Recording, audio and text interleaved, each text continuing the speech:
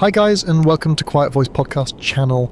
Tonight we're stepping into New York in March of 1888, when winter gathers itself over the Atlantic and moves toward the city with a quiet confidence that no mayor, merchant or newspaper editor fully understands. You stand beneath a grey sky while damp wind slides between rows of brick buildings. Horse carts rattle across wet stones. Chimney smoke hangs low somewhere. A ferry horn sounds across the harbour, deep and lonely, while shopkeepers pull their coats tighter and glance upward as if the clouds might explain themselves. So, before you settle into this story, take a moment to like the video and subscribe. And as you listen, leave a comment with your location and your local time. It is always comforting to imagine listeners scattered across the world, sharing the same calm hour beneath very different skies. Now it's time to rest. You enter New York on a day that does not yet seem historic. That is often how history begins, not with trumpets, not with flashing warnings, but with ordinary errands, muddy boots, and people complaining about the weather as though the weather has personally offended them. The city is already restless. More than 1 million people crowd its streets, homes, tenements, offices, docks, and boarding houses. Elevators rise inside new buildings. Telegraph messages hurry through wires. Elevated trains clatter above avenues with all the confidence of modern machinery. New York believes it's becoming unstoppable, and perhaps that belief is understandable. Records confirm that by 1888, New York is one of the busiest urban centres in the world. Ships arrive with passengers and cargo, newspapers print late into the night, banks conduct business across great distances. The city stretches its influence farther each year, and its residents have grown used to speed, noise, and interruption. Yet nature is preparing an interruption of its own. For a moment, it feels as though the air changes weight. The breeze carries the scent of salt, coal smoke, and damp wool. Street lamps glow faintly in the cloudy afternoon. A delivery boy splashes through a shallow puddle. A woman steps around him, lifting her skirt just enough to avoid the mud. A policeman watches traffic bunch near an intersection where wagons compete for space and patience. No one sees snow walls rising higher than a man. No one imagines telegraph lines snapping beneath ice. No one expects trains to freeze in place while passengers wait in darkness. The weather reports offer little reason for alarm. Forecasting in 1888 is improving, but it remains limited by scattered observations and slow communication. Instruments can measure pressure, temperature, and wind, but a storm over the ocean is still partly invisible until it reaches land. Meteorologists study patterns, yet the sky keeps many of its secrets. Scholars still debate how much warning officials could realistically have given, considering the technology of the time and the storm's unusual development. Some argue that clearer signals might have reduced the danger. Others note that even an accurate forecast might not have persuaded a confident city to stop working. Because New York does not like to stop. Workers rise before dawn, clerks hurry toward offices, servants light stoves, dock labourers carry crates across slick planks. Wealthy families plan dinners, while poor families calculate whether they have enough coal for another cold week. The city contains grand hotels and cramped rooms, bright theatres and dim factories, silk gloves and cracked hands. The coming storm will touch them all, though not equally. Money buys thicker walls, warmer beds, and better food. It does not buy control over the wind. In nearby neighbourhoods, children press their fingers against cold windows and hope for snow. Snow, to a child, promises play. To a street cleaner, it promises labour. To a horse driver, it promises danger. To a merchant, it threatens delay. The same white flakes can carry delight, inconvenience, or death, depending on who is watching them fall. Oddly enough, some New Yorkers treat severe weather almost as public entertainment. Crowds may gather to watch flooded streets, broken signs, or difficult rescues.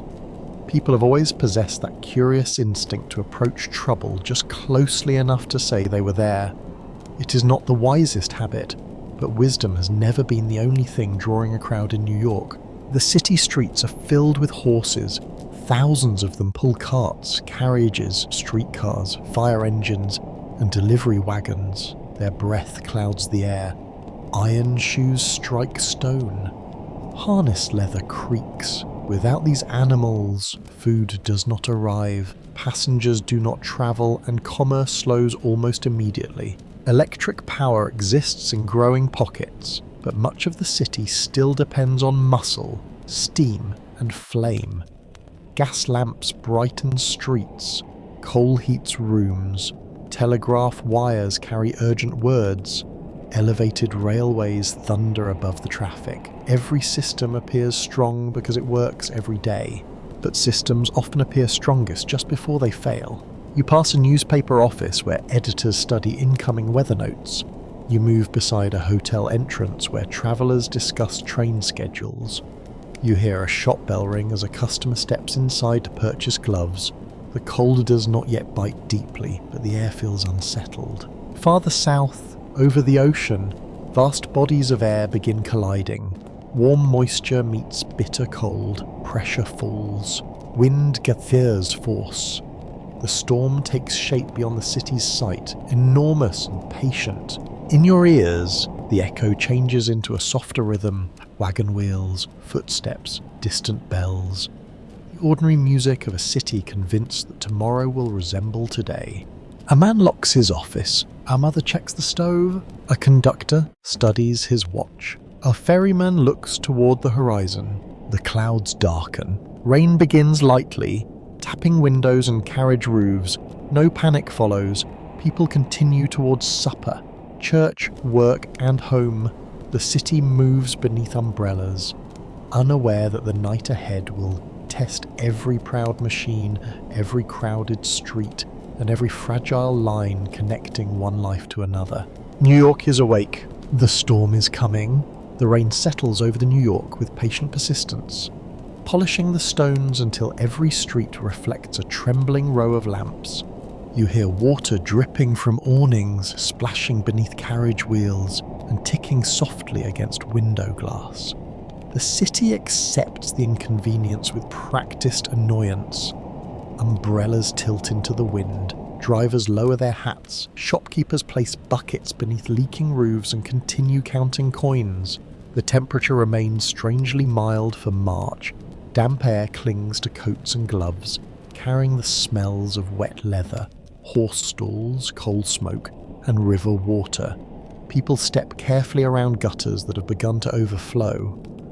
At first, the evening feels unpleasant rather than dangerous, the sort of weather that encourages an early supper in a warm chair.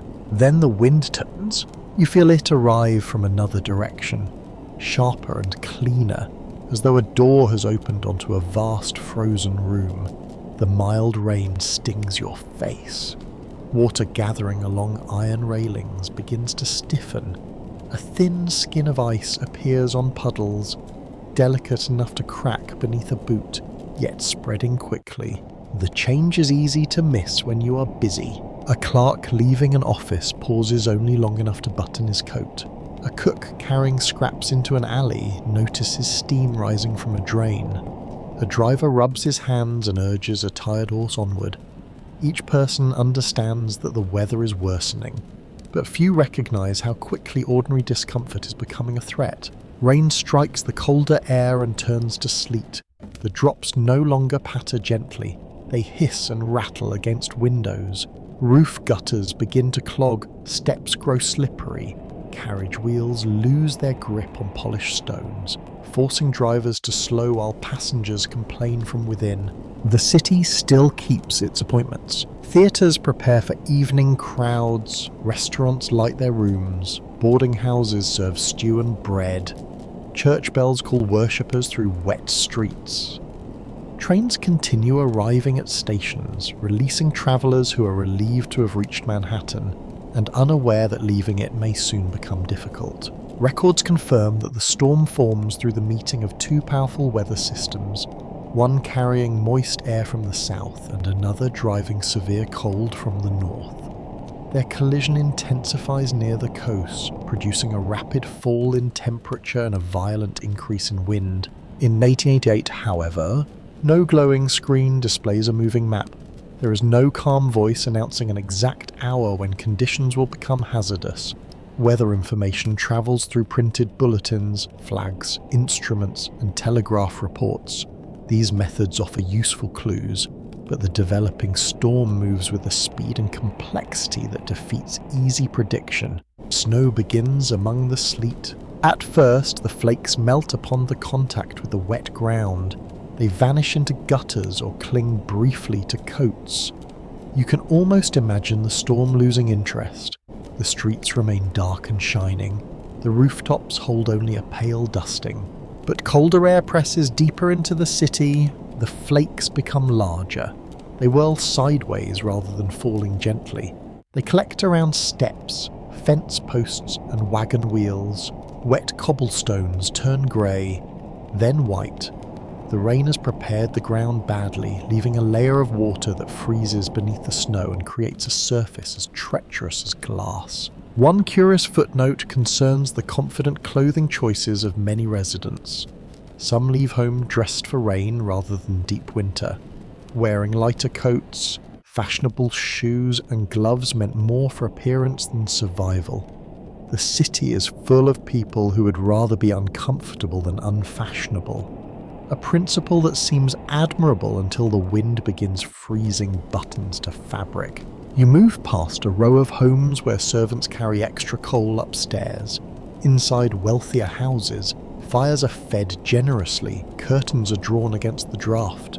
Silverware shines on dining tables while families discuss the weather as an amusing disruption. In crowded tenements, the same cold enters through cracked frames and thin walls. Coal is measured carefully because every bucket costs money. Several people may share one heated room, wet clothes hang near stoves, filling the air with steam and the heavy scent of wool. The storm exposes the distance between comfort and hardship even before the deepest snow arrives. Outside, streetcar conductors struggle with icy equipment. Metal fittings become difficult to handle. Horses step nervously as their hooves slide. Drivers climb down to inspect wheels and return with soaked trousers. The city moves more slowly, though it refuses to admit that movement itself is becoming uncertain. No agreement has been reached on whether the storm should be understood mainly as an unavoidable natural catastrophe or as a disaster intensified by urban overconfidence.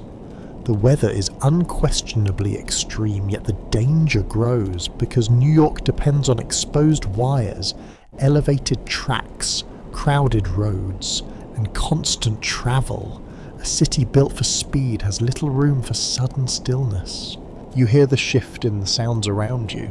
The clearing of wheels grows muffled.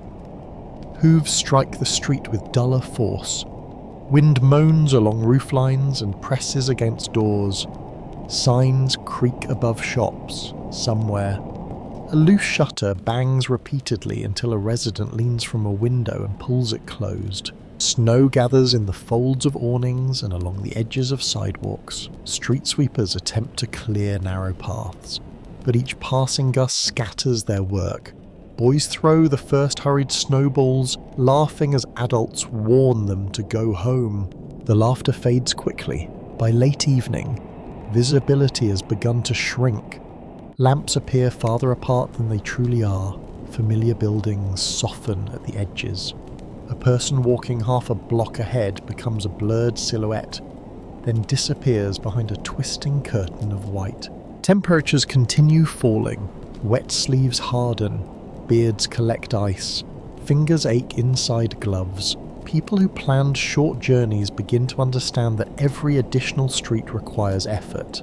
At the harbour, waves strike piers while ropes tighten and groan. Ferries continue crossing. But captains study the water with increasing concern. Along the rail lines, crews watch snow gather between tracks. Telegraph operators receive scattered reports of worsening conditions outside the city, though messages become less reliable as wind and ice strain the wires. Still, kitchens remain warm, hotel lobbies glow, Newsrooms remain busy. Many residents assume the storm will spend itself during the night and leave behind little more than a difficult morning. You stand near a doorway and watch the snow race past the lamps. The flakes no longer seem soft. They move like pale sand driven across a desert, stinging exposed skin and erasing footprints almost as soon as they appear. The last traces of rain disappear.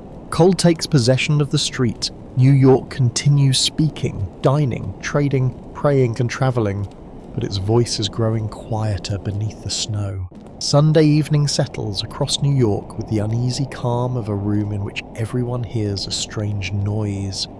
Yet no one wishes to be the first to admit concern. You move through streets where snow spins beneath the lamps and gathers in the corners of doorways. The cold has sharpened, but the habits of the city remain stubbornly intact. Families finish supper. Church doors open and close. Travellers check watches. Workers consider the journey home. The day of rest has placed many people away from their usual routines. Some have visited relatives across town. Others have attended services, taken meals in hotels, or travelled by rail from nearby communities. Sunday has encouraged long visits and late departures, which now become increasingly unwise. Inside a narrow dining room, you hear spoons touch bowls and chairs scrape across wooden floors. A father studies the window while pretending to listen to conversation. Snow presses against the glass in small white bursts. He says the storm will pass. Perhaps he believes it. Perhaps he merely understands that confidence is often expected from the person seated at the head of the table. Across the city, countless similar judgments are being made. Should you leave now? Should you remain overnight? Will the trains keep running? Can the horse manage the distance? These are not yet questions of survival. They are questions of inconvenience. And inconvenience has a powerful talent for disguising danger. A woman visiting friends wraps a scarf around her neck and insists that her home is only a few streets away. Her companions urge her to stay. She laughs gently, says she has walked through worse weather, and steps outside. The wind catches her coat at once. She lowers her head and disappears into a cloud of snow before the door has fully closed. A shopkeeper delays locking his business because several customers arrive seeking candles, coal, bread, and lamp oil. They speak quickly, their faces red from the cold. Some purchase more than they need. Others decide the prices are too high and leave with nothing.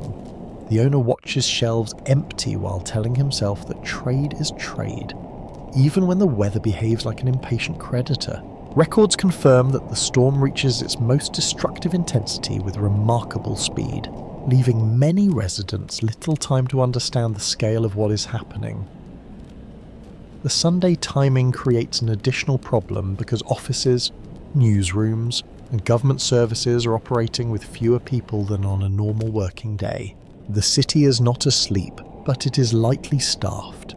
In hotels, guests gather near reception desks and ask about departures. Clerks send boys towards stations to collect information. The boys return slowly, wet with snow, carrying uncertain answers. One line is delayed. Another may still be operating. A ferry has crossed recently, though no one can promise the next one will leave. Travellers dislike uncertainty almost as much as delay. A businessman worries about an appointment. A mother worries about reaching her children. A performer worries about an evening engagement. A salesman worries about samples left in a station locker. Concern feels urgent because it belongs to the person carrying it. You enter a railway waiting room filled with damp coats and nervous conversation. Steam pipes knock inside the walls. Boots stamp against the floor. A station employee repeats that services are continuing, though his expression suggests that the word continuing has become rather flexible. Oddly enough, some passengers remain more offended than frightened. They complain about poor organisation, cold benches, and missing luggage as though the storm has been arranged by management. Human beings often meet the extraordinary by demanding better customer service. Outside, carriage drivers face difficult choices. A hired journey may bring good payment. but the streets are becoming less reliable with every minute. Snow hides ruts, stones, and patches of ice. Horses lean into their harnesses while wind pushes against the sides of the vehicles. One driver refuses a fare because the requested destination lies too far north. The passenger accuses him of laziness. The driver looks at the sky and says nothing. Experience has taught him that pride does not pull a carriage from a drift. Sunday worship continues in many churches. Congregations listen as wind rattles windows and snow whispers beneath doors. Some ministers shorten their services, others continue at full length, trusting that patience and faith will be rewarded. When the final hymns end, worshippers step into streets that appear transformed. The familiar route home has lost its edges. Footprints vanish quickly, lamplight bends through the snow. Street signs become difficult to read. Arguments split among historians over whether Sunday reduced casualties by keeping many workers at home or increased danger by scattering people among churches, stations, hotels, and family gatherings. Both possibilities carry weight. Fewer offices are occupied, yet many residents are travelling without proper clothing or reliable information. In a tenement hallway, neighbours discuss whether to send someone for more coal. One family has enough to share for the night, another has almost none. A young man volunteers to visit a nearby dealer. His mother tells him not to go. He smiles, pulls on his boots, and promises to return quickly. Quickly is becoming an uncertain word. At a newspaper office, editors struggle to judge what should be printed. Reports arrive from different parts of the city, each describing worsening conditions, yet dramatic language risks causing panic, and cautious language risks understating danger.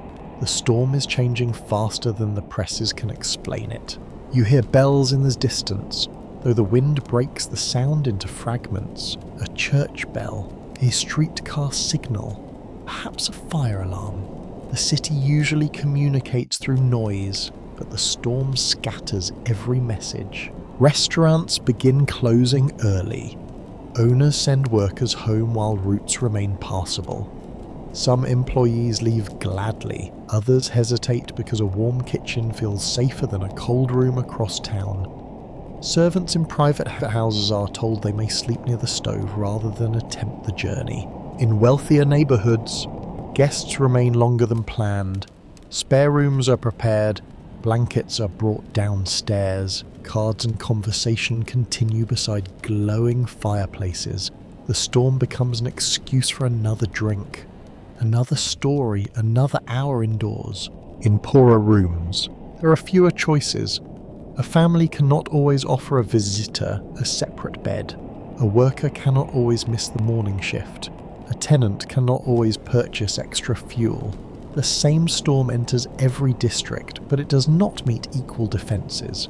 Near midnight, the sidewalks are almost empty. A few figures still move between buildings.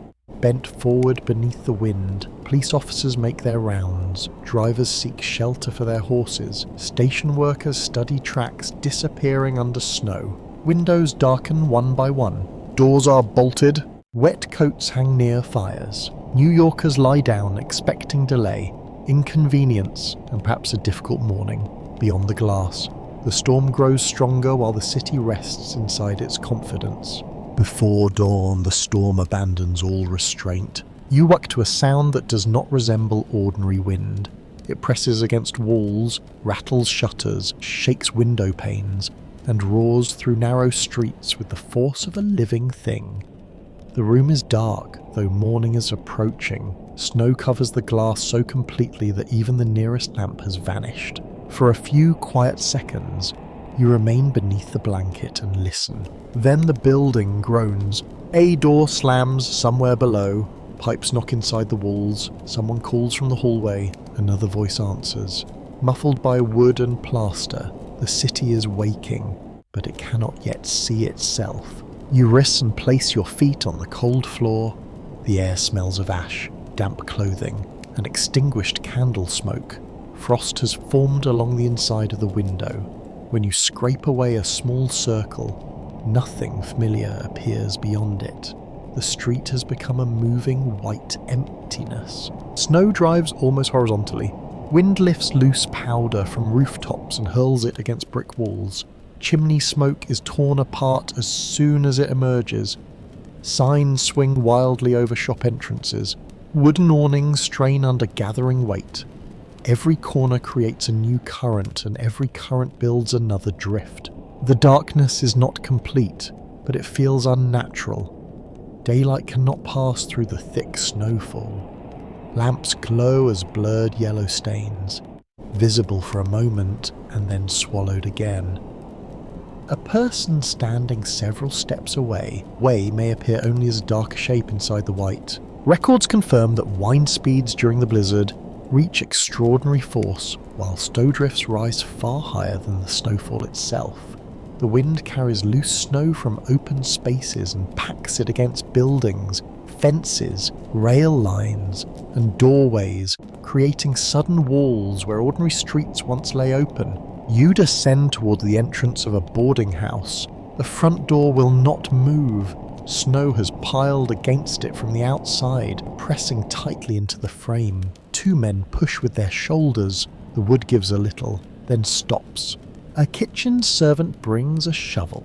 The men laugh at first because the idea of digging through a doorway seems absurd. Their laughter weakens when the shovel meets a solid bank of snow almost level with the lower window. They begin clearing a narrow opening. Cold air rushes inside at once, sharp enough to sting the eyes. Snow scatters across the floorboards. Hallway fills with wind, muttered complaints, and urgent instruction. Someone drags a rug toward the threshold to block the draft. Someone else insists the door should be closed immediately.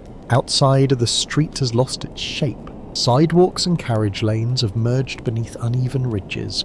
Steps disappear, cellar entrances vanish, iron railings protrude like thin black branches from a frozen field. A wagon stands partly buried, one wheel visible above the drift while the rest of the vehicle is hidden. You step carefully into the storm. The first breath hurts. Snow strikes your cheeks like grains of salt. Ice clings to your eyelashes.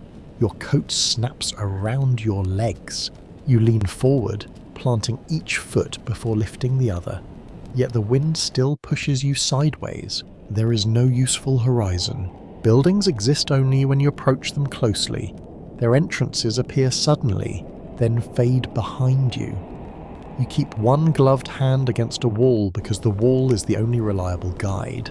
Without it, a straight street can feel like open wilderness. A curious footnote survives in stories of residents who tie ropes between buildings so people can cross short distances without becoming lost. The method sounds almost theatrical, yet in a storm that erases direction, a length of rope becomes more trustworthy than memory. You hear voices without seeing faces. A policeman shouts from somewhere across the street. A woman calls for help, opening a door. Men answer from behind a drift. The wind steals half of every sentence, leaving only fragments. Inside homes, people discover new problems. Coal deliveries cannot arrive. Milk does not appear. Fires burn lower than usual, roofs leak where heat melts the bottom layer of snow, water freezes in exposed pipes, families move into the warmest room and close every unnecessary door. Some children remain excited. They climb onto chairs to look through upper windows and cheer at the enormous drifts. Adults exchange quieter glances. Snow is charming when it remains outside and when food, heat, and shelter are secure. It becomes less harming when the front entrance disappears. At police stations, officers prepare for emergency duty. They wrap scarves around their faces and fasten heavy coats. Some are sent to check dangerous crossings, assist stranded residents, and locate people reported missing. Their routes may cover only a few blocks, but each block now demands time and strength. Firefighters face an even darker concern. If flames break out, engines may not reach the building, hoses may freeze, water sources may be buried.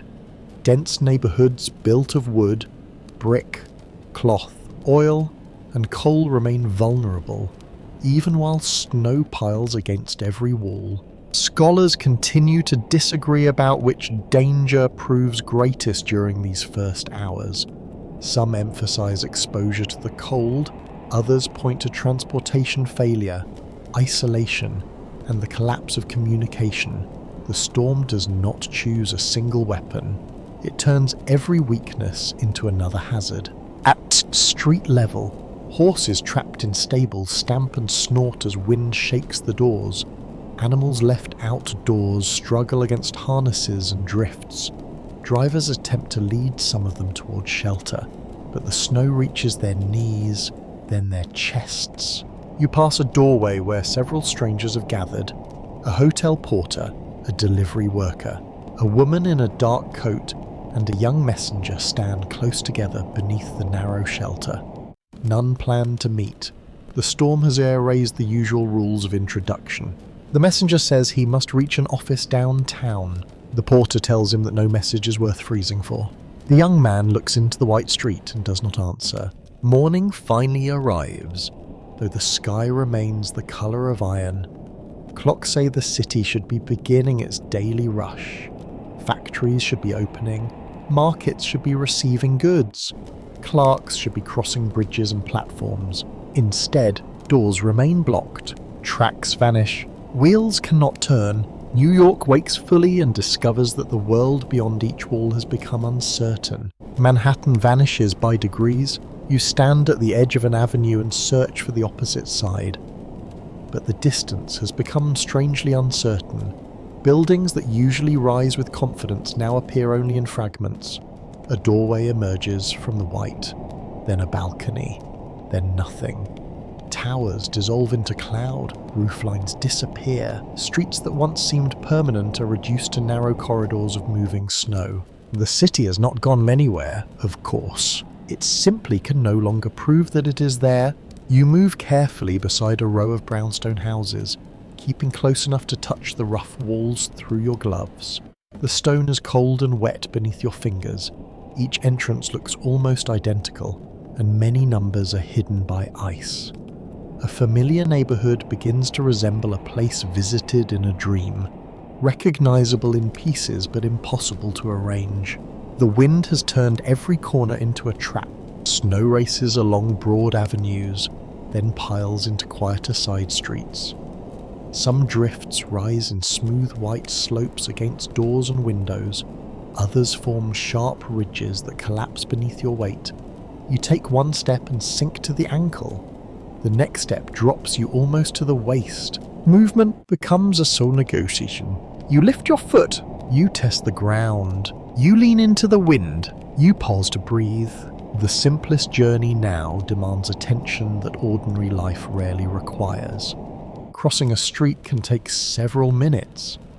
Reaching a building only half a block away may feel like approaching a distant shore. Records confirm that some snowdrifts in New York rise to the height of second-story windows, especially where wind drives snow against buildings and fences. The total snowfall alone does not explain the landscape. It is the violent rearrangement of snow that transforms the city into steep banks, buried passages, and sudden hollows. Along Broadway, signs disappear beneath ice, shop windows darken behind packed snow, decorative lamps lean under the weight gathering on their metal frames.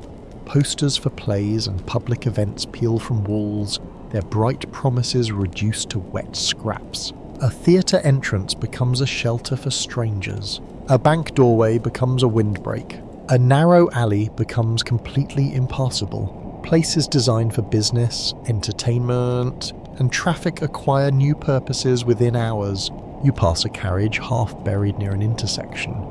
Only the upper part of its body remains visible. The driver has gone, perhaps seeking help or shelter. One wheel turns slightly in the wind, making a faint creaking sound that seems far too small for the scene around it. Farther on, a street lamp continues burning beneath a coat of snow. Its glow spreads through the storm as a pale circle. Several people move toward it, using the light as a point of direction. For a moment, They gather beneath it without speaking, each person checking the faces of the others as though hoping to see someone familiar. Then they separate again. A man carries a small child beneath his coat. A woman grips a basket against her chest. Two labourers hold the same rope and pull themselves forward together.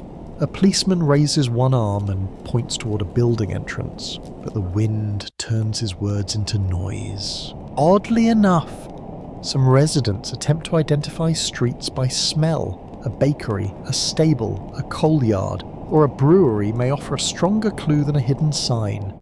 In a city famous for its noise and appearance, the nose becomes a quiet instrument of navigation. You catch the warm scent of bread through a cellar grate. For several steps, it guides you. Then the wind changes and the scent is gone. At major intersections, the usual order has disappeared. There are no clear lanes, no reliable curbs, and no easy sense of where one street ends and another begins. Snow has softened every hard boundary. The city looks less constructed and more geological, as though winter has spent centuries shaping it. No firm agreement exists among historians about how completely visibility failed across different neighbourhoods, since reports vary with location, hour, and wind direction. Some accounts describe almost total blindness. Others suggest brief openings when landmarks reappeared. The storm shifts constantly, creating moments of clarity followed by sudden erasure. You experience one of those openings now. The white curtain thins for several seconds. A church spire appears above the rooftops. A line of buildings stretches northward. A distant elevated structure stands like a dark skeleton above the street. Then another gust arrives, and all three vanish. This repeated disappearance unsettles even people who know Manhattan well. Familiarity depends on seeing enough clues to confirm where you are. Remove the signs, the corners, the towers, and the steady direction of traffic, and confidence begins to fade. A delivery worker becomes lost only streets from his usual route. He circles the same block twice without realizing it. A resident steps from one building and enters another, believing it to be her own. A group of men argues over which direction leads toward the river, each voice certain and each hand pointing somewhere different. The storm treats certainty with gentle cruelty. In wealthier districts, servants dig paths from private doors to the street. The paths fill almost immediately. In commercial districts, employees shovel around entrances so customers can reach them, though few customers arrive. In poorer areas, neighbours work together with boards, buckets, and kitchen tools because proper shovels are scarce. Every object becomes useful. A coal scoop clears a stair. A broken crate becomes a snow scraper. A walking stick tests the depth ahead. A curtain cord helps tie two people together. You enter a hotel lobby where the contrast feels almost unreal. Lamps burn steadily. Carpets are damp from boots. Steam rises from coats. Outside, Manhattan has nearly disappeared. Inside, mirrors reflect chandeliers. Clocks tick, and clerks continue writing names into registers. Guests crowd near the windows, but the glass offers little more than swirling grey. Some speak softly, some joke, some stare without expression. The city is accustomed to spectacle, yet this spectacle cannot be watched comfortably. It surrounds every wall and threatens every route. Near midday, the snow continues without mercy. The sky offers no clear sign of improvement. Residents who expected a brief disturbance begin adjusting their plans. Meals are rationed, beds are shared, fires are watched carefully, messages are written, though there is no certainty they can be delivered. You step back beneath an awning and look outward. The great city is still full of people, rooms, stoves, animals, clocks, and beating hearts. Yet from where you stand, nearly all of it has been erased. Only the nearest wall remains visible. Only the nearest breath can be heard. The next step is certain. The railway platforms fill with people who have nowhere useful to go. You enter a station where steam hangs beneath the roof and gathers around iron beams. Lamps burn through the haze, turning every face pale and uncertain. Porters move along the platform carrying bags that may not travel anywhere. Conductors study watches, exchange quiet words, and avoid the questions pressing toward them from every direction. When will the next train leave? Has the Northern Line stopped? San Enion reach Brooklyn? Is the track still open? The answers change from minute to minute. A locomotive waits beside the platform, breathing clouds into the cold air. Its wheels are rimmed with ice. Snow is packed around the rails and switches. Workers strike frozen metal with tools, trying to free the mechanisms that guide trains from one track to another. The sound rings sharply through the station. Hammer against iron, shovel against ice. Steam escaping beneath pressure. Passengers listen as though effort alone must guarantee success. Outside the station, snow blows across the tracks faster than crews can remove it. A section cleared by one group begins filling again almost at once. The wind drives powder into every groove, joint, and moving part. Railways depend on precision, and the storm attacks precision patiently. Records confirm that railroad service across the region suffers widespread paralysis as trains stall, collide with drifts, or become trapped between stations. Some passengers remain inside cars for many hours with limited heat, food, and information. You climb into one of those carriages. The seats are crowded with travellers wearing damp coats. Frost gathers along the windows. A child sleeps against her mother's shoulder. A salesman opens his sample case and uses folded cloth to block a draft. An elderly man keeps asking whether the train has moved, though the answer is clear from the unchanging platform outside. At last, the engine pulls forward. The carriage shudders. A cheer rises for several minutes. Wheels grind through snow while the station disappears behind a white curtain. Passengers relax slightly. Gloves come off. Newspapers open. Someone produces a packet of biscuits and offers them along the row. Then the train slows. The wheels strain. The carriage stops. Silence settles, followed by the soft murmur of people pretending not to worry. The conductor passes through and explains that a drift blocks the track. Crews are working, no one knows how long the delay may last. He speaks calmly, but snow clings to his shoulders and melts along his collar. The stove at one end of the carriage gives uneven heat. Those nearest it grow warm, while those farther away keep their coats fastened. A quiet debate begins over whether the door should remain closed or open. Briefly for fresh air, the storm offers many opportunities for strangers to become temporary experts. Oddly enough, some stranded passengers organise entertainment. Songs are attempted, stories are exchanged. One man proposes a card game on a suitcase balanced between two seats. The mood improves until the train gives a sudden lurch and scatters the cards across the floor. Above the streets, the elevated railways face a different struggle. You look up at tracks suspended on iron columns, usually loud with constant movement. Now the structure trembles beneath the wind. Snow collects on platforms and stairways. Trains creep forward, their wheels slipping where ice coats the rails. From a carriage high above the avenue, the city appears as a blurred landscape of roofs and chimneys. Passengers can barely see the street below. The train moves several yards, pauses, and moves again. Each stop feels uncertain.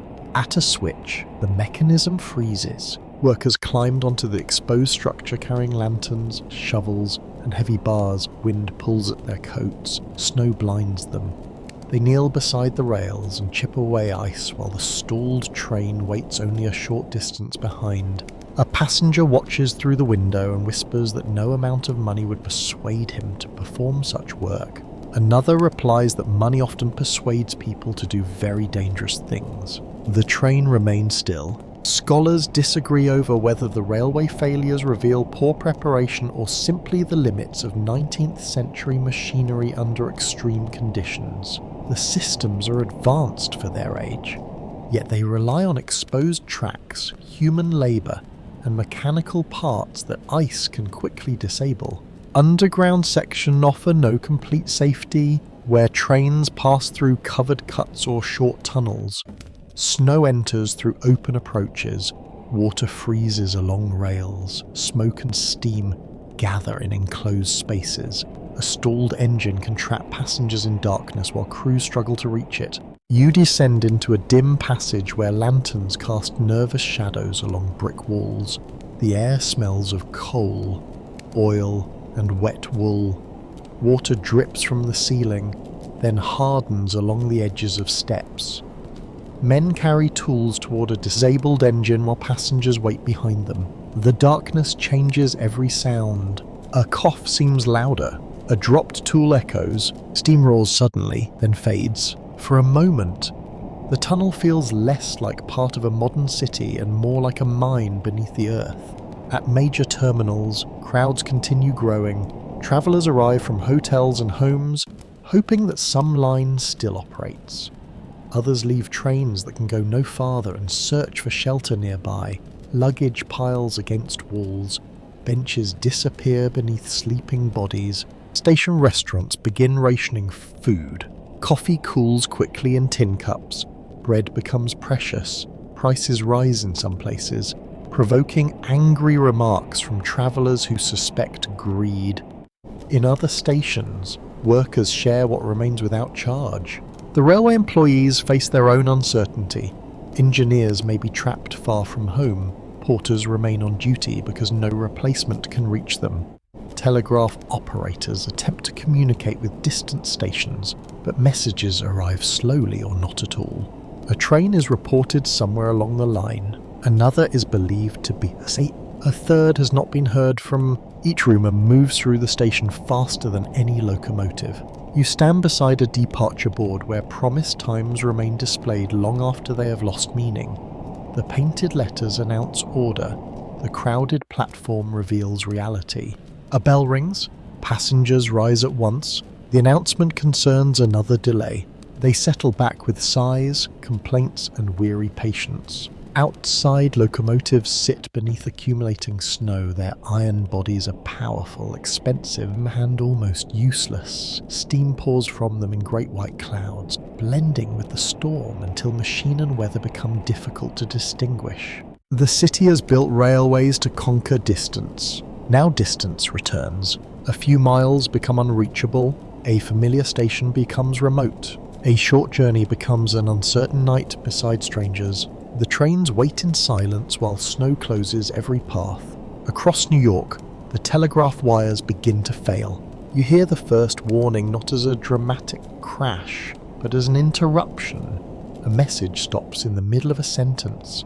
An operator taps the key again, pauses, and listens. The instrument remains silent. He adjusts the connection, checks the battery, and tries another line. Nothing answers. In a telegraph office, the air is warm from lamps and crowded bodies. Clerks bend over desks while messengers wait near the door.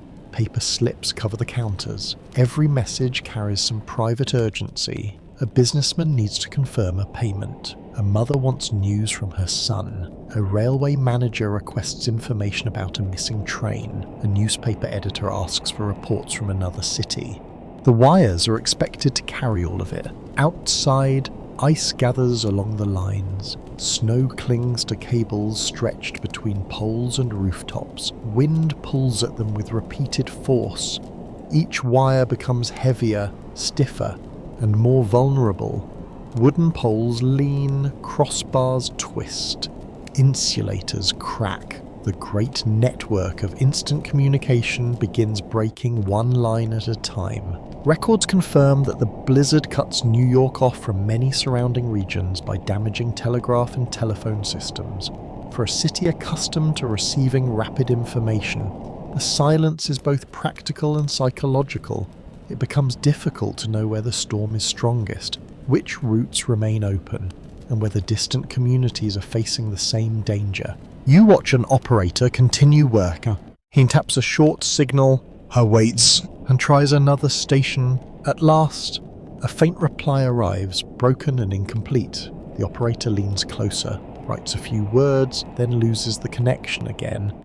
Everyone in the room studies his face as though he has heard a voice from another world. Communication has become a fragile event. A messenger is sent across several streets carrying a handwritten note because the wire cannot be trusted.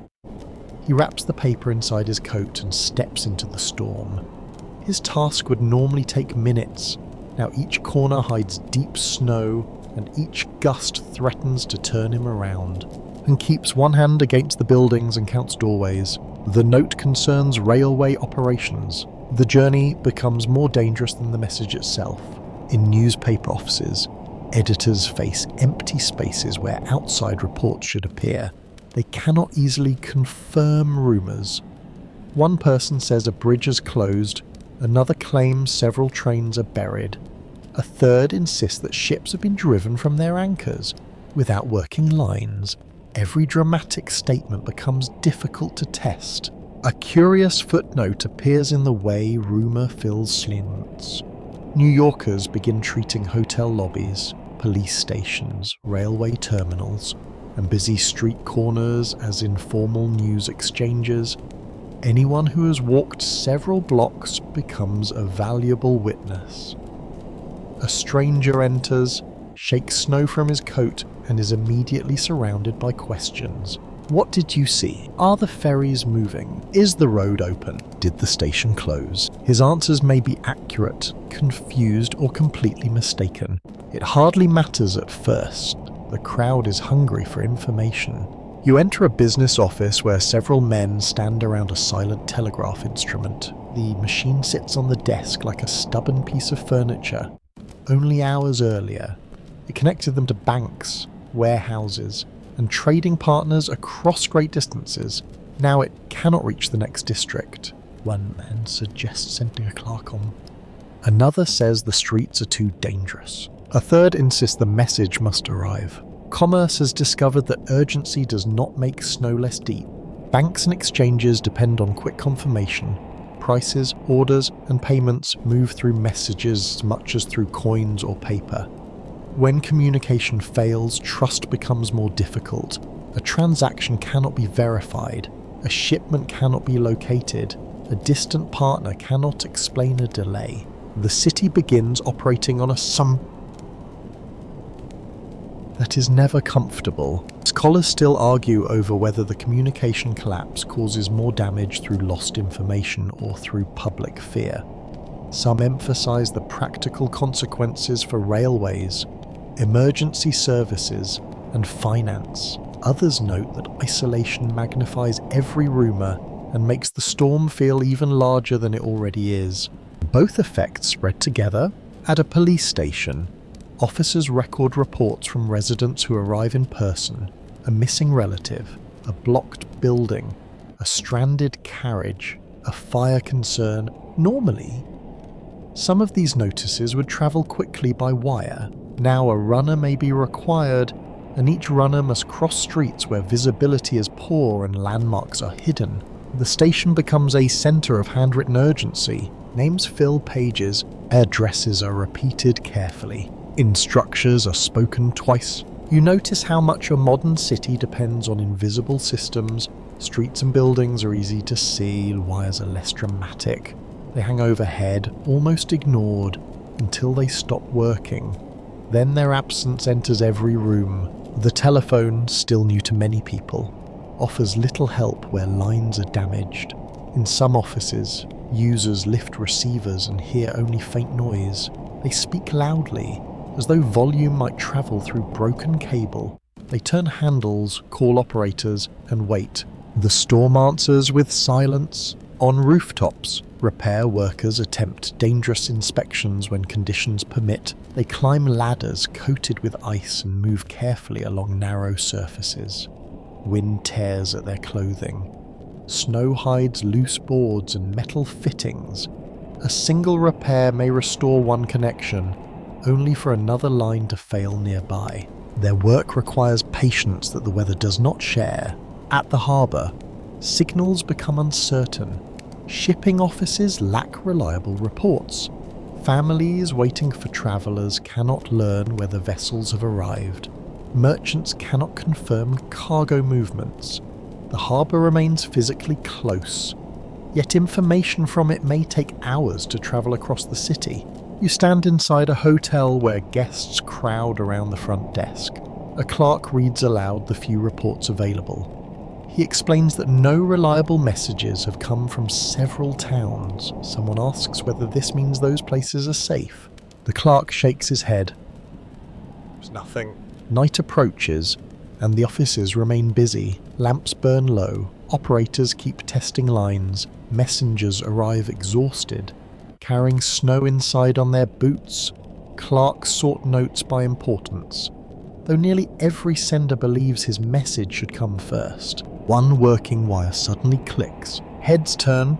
An operator begins writing. The message is brief, incomplete, and several hours old. Still, it brings relief. Somewhere beyond the storm, another station remains awake.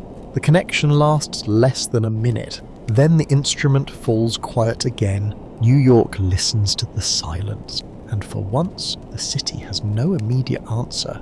In the financial district, the storm enters rooms built for confidence. You walk towards Wall Street through a maze of narrowed passages where clerks, messengers, brokers, and bank employees struggle to reach their offices. Snow presses against doorways, ice coats stone steps. The grand fronts of banks and insurance buildings rise above the drifts, severe and dignified, as though architecture alone can command the weather to behave. Inside, polished floors shine beneath wet footprints. Coats drip onto chairs. Gloves steam beside radiators. Men arrive late, breathless, and irritated that nature has failed to respect the business day. The district depends on rhythm. Bells ring, orders travel, prices change, papers move from desk to desk.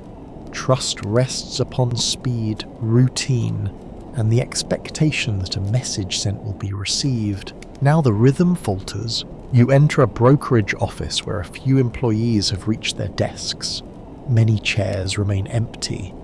A senior partner checks the clock repeatedly, though the hands offer no solution. A junior clerk sorts yesterday's papers because new information is scarce. Near the window, two men argue over whether the exchange will open normally.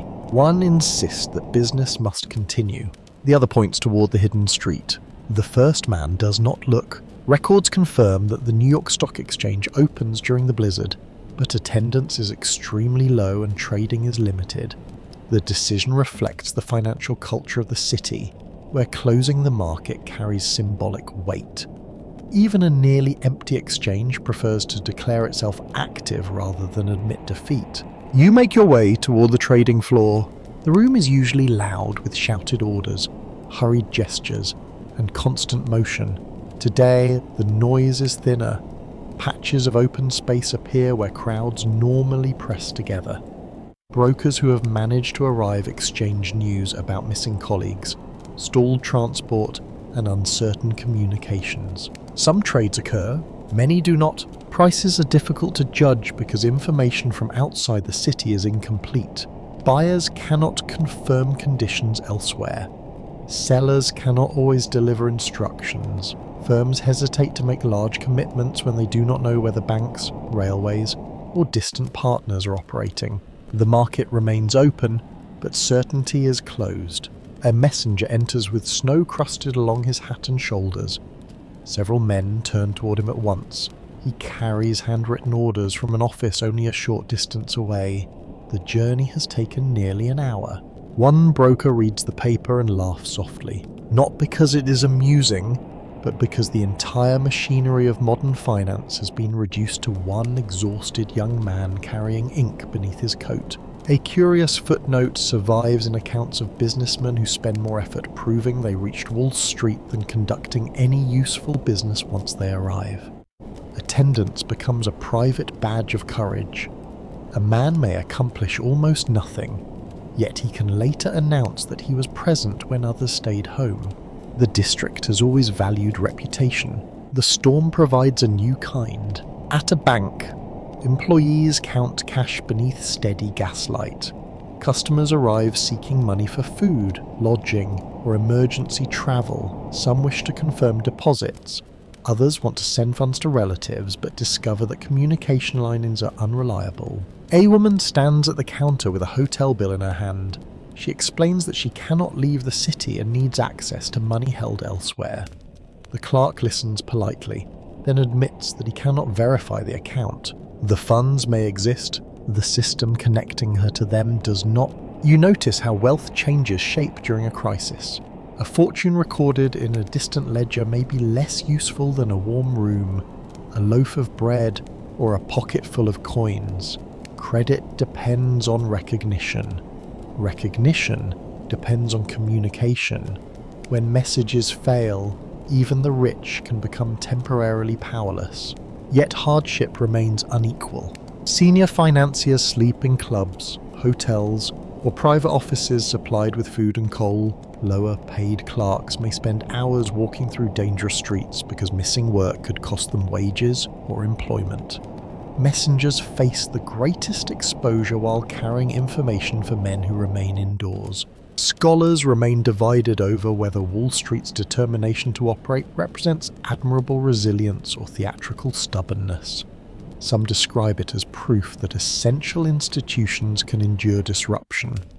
Others see a culture so devoted to appearances that it mistakes activity for usefulness. The distinction grows difficult to ignore. A banker sits at a large desk beneath portraits of solemn founders. He dictates letters that cannot yet be sent. His secretary writes each line carefully. Both men understand the absurdity, but routine gives them comfort.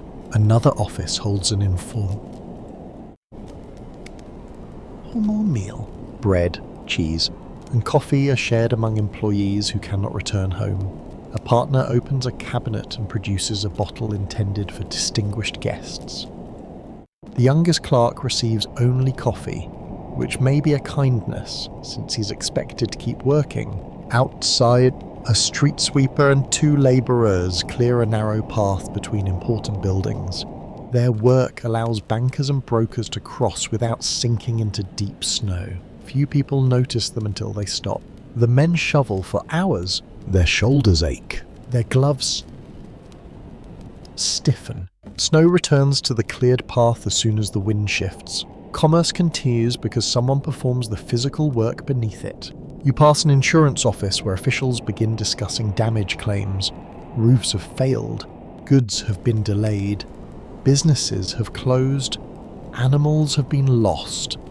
Contracts contain careful language, but extreme weather has a way of finding every unclear sentence.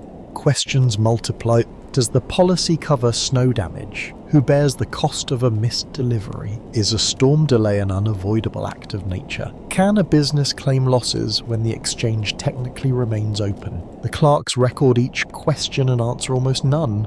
In nearby restaurants, prices rise as supplies diminish. Businessmen who usually discuss railroads, steel, and foreign trade now focus on eggs, coal, and available beds. A hot meal becomes more interesting than a market rumour. The storm reduces grand ambitions to immediate needs. Warmth, food, shelter, reliable news. As evening settles, the financial district grows dim. Few lamps shine behind office windows. Those who remain prepare to sleep on sofas, carpets, or piles of coats. Ledgers are closed, cash is locked away, unsent messages rest on desks. You stand beneath the stone columns of a bank entrance and look across Wall Street. The district has not collapsed. It has simply been humbled. Its institutions still possess money, authority, and imposing walls, but none can purchase a clear road through the Suez. For one long night, the market waits like everyone else. By late afternoon, the question is no longer whether work will continue. The question is whether you can reach home. You step from an office doorway into a street where the wind presses against your chest with such force that breathing requires effort. Snow has gathered inside the folds of your coat. Your boots are already damp. The distance ahead may be only a mile, but the city no longer measures distance in blocks, it measures distance in strength. Around you, workers emerge from shops, warehouses, kitchens, factories, and offices. Some have been dismissed early, others have waited too long, hoping the weather might improve. Each person stands for a moment beneath the nearest shelter, studying the white street as though it were a difficult calculation. A seamstress holds a scarf across her mouth. A porter wraps a newspaper around his hands beneath his gloves. A cook carries a small parcel of bread for his family. A clerk protects his shoes with scraps of cloth tied around the ankles. Everyone invents a private defense against the cold. The sidewalks offer little guidance. Snowbanks rise against walls, forcing pedestrians into the center of the street. There, the wind is stronger. Carriage tracks vanish beneath drifting powder. Broken branches and abandoned crates lie hidden under the surface. You follow a line of people moving north. No one has formally agreed to travel together, yet the group forms naturally. The first person tests the depth. Those behind step into the same holes. When one traveller stumbles, two hands reach forward. Conversation is limited because opening the mouth invites snow. Records confirm that many New Yorkers attempt long walks when public transportation fails, and some travel several miles through severe wind and deep drifts. For labourers who cannot afford a hotel or private room, walking may be the only possible route home. You pass a printing shop where several employees have chosen to remain inside. They drag bundles of paper onto the floor to create bedding. One man waves from the window at companions who are leaving. His smile disappears as the storm closes between them. Farther along, a young office worker struggles to keep pace with the group. His coat is fashionable but thin. Ice has formed along his collar. He insists that he is fine, though his steps grow shorter. An older labourer takes the young man's leather case and carries it without comment. The case contains documents that seem terribly important in the morning. Now it is simply extra weight. The group reaches an intersection where the drift rises nearly to the shoulders of the shortest traveller. Going through it appears impossible. Turning back means losing hard-won ground. Someone suggests entering a nearby building and passing through to another street. The front door is locked. Several fists strike the wood. At last, a caretaker opens it and allows everyone into the hallway. Snow blows inside around their legs. The group crosses the building, descends a service stair, and emerges through a rear entrance where the drift is lower. For several minutes, a private property becomes a public passage. The city is reorganizing itself through necessity. A curious footnote appears in reports of people using shop signs, fence boards, and even serving trays as makeshift snowshoes. Most designs are clumsy, some break immediately. Yet desperation encourages invention, and dignity becomes less important when your boots vanish into every step. You see one man carrying two narrow boards beneath his arms. He places them over a soft drift, walks across, then returns for the boards. His progress is slow but steady. Several people laugh gently, then begin searching for boards of their own. Near a factory district, women leave work in pairs. Their long skirts collect snow and grow heavy. Some lift the fabric while walking, exposing boots and wool stockings to the cold. Others cut or tear the lower hems to move more freely. Respectability yields to survival. A supervisor offers shelter inside the factory, but many women have children or elderly parents waiting at home. They cannot know whether their families have enough coal or food. Worry pushes them into the storm even when caution argues otherwise. You join two sisters carrying a shared lantern. The flame flickers behind glass but offers little useful light. Snow reflects the glow back into their faces. One sister counts street crossings aloud, the other keeps a hand on the wall. They are trying to reach a cinéma several neighbourhoods away. Every few minutes, they stop beneath the doorway and listen for bells or voices. Sound offers direction when sight fails. A church bell suggests one avenue. A factory whistle marks another. yet the wind bends sound strangely, making nearby noises seem distant and distant noises seem near. Scholars differ over how many deaths might have been prevented if employers had closed earlier or provided shelter. Some argue that delayed dismissal sent workers into the storm at its most dangerous point.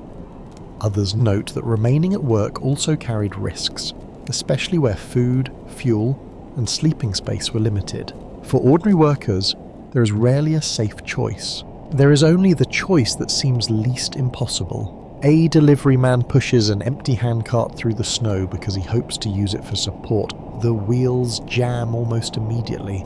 He abandons it beside a lamppost and continues on foot. A laundress carries wet clothing that was meant to be delivered. The bundle grows heavier as snow freezes into the fabric. At last, she leaves it beneath an awning and marks the doorway in her memory, trusting that she may recover it when the streets return.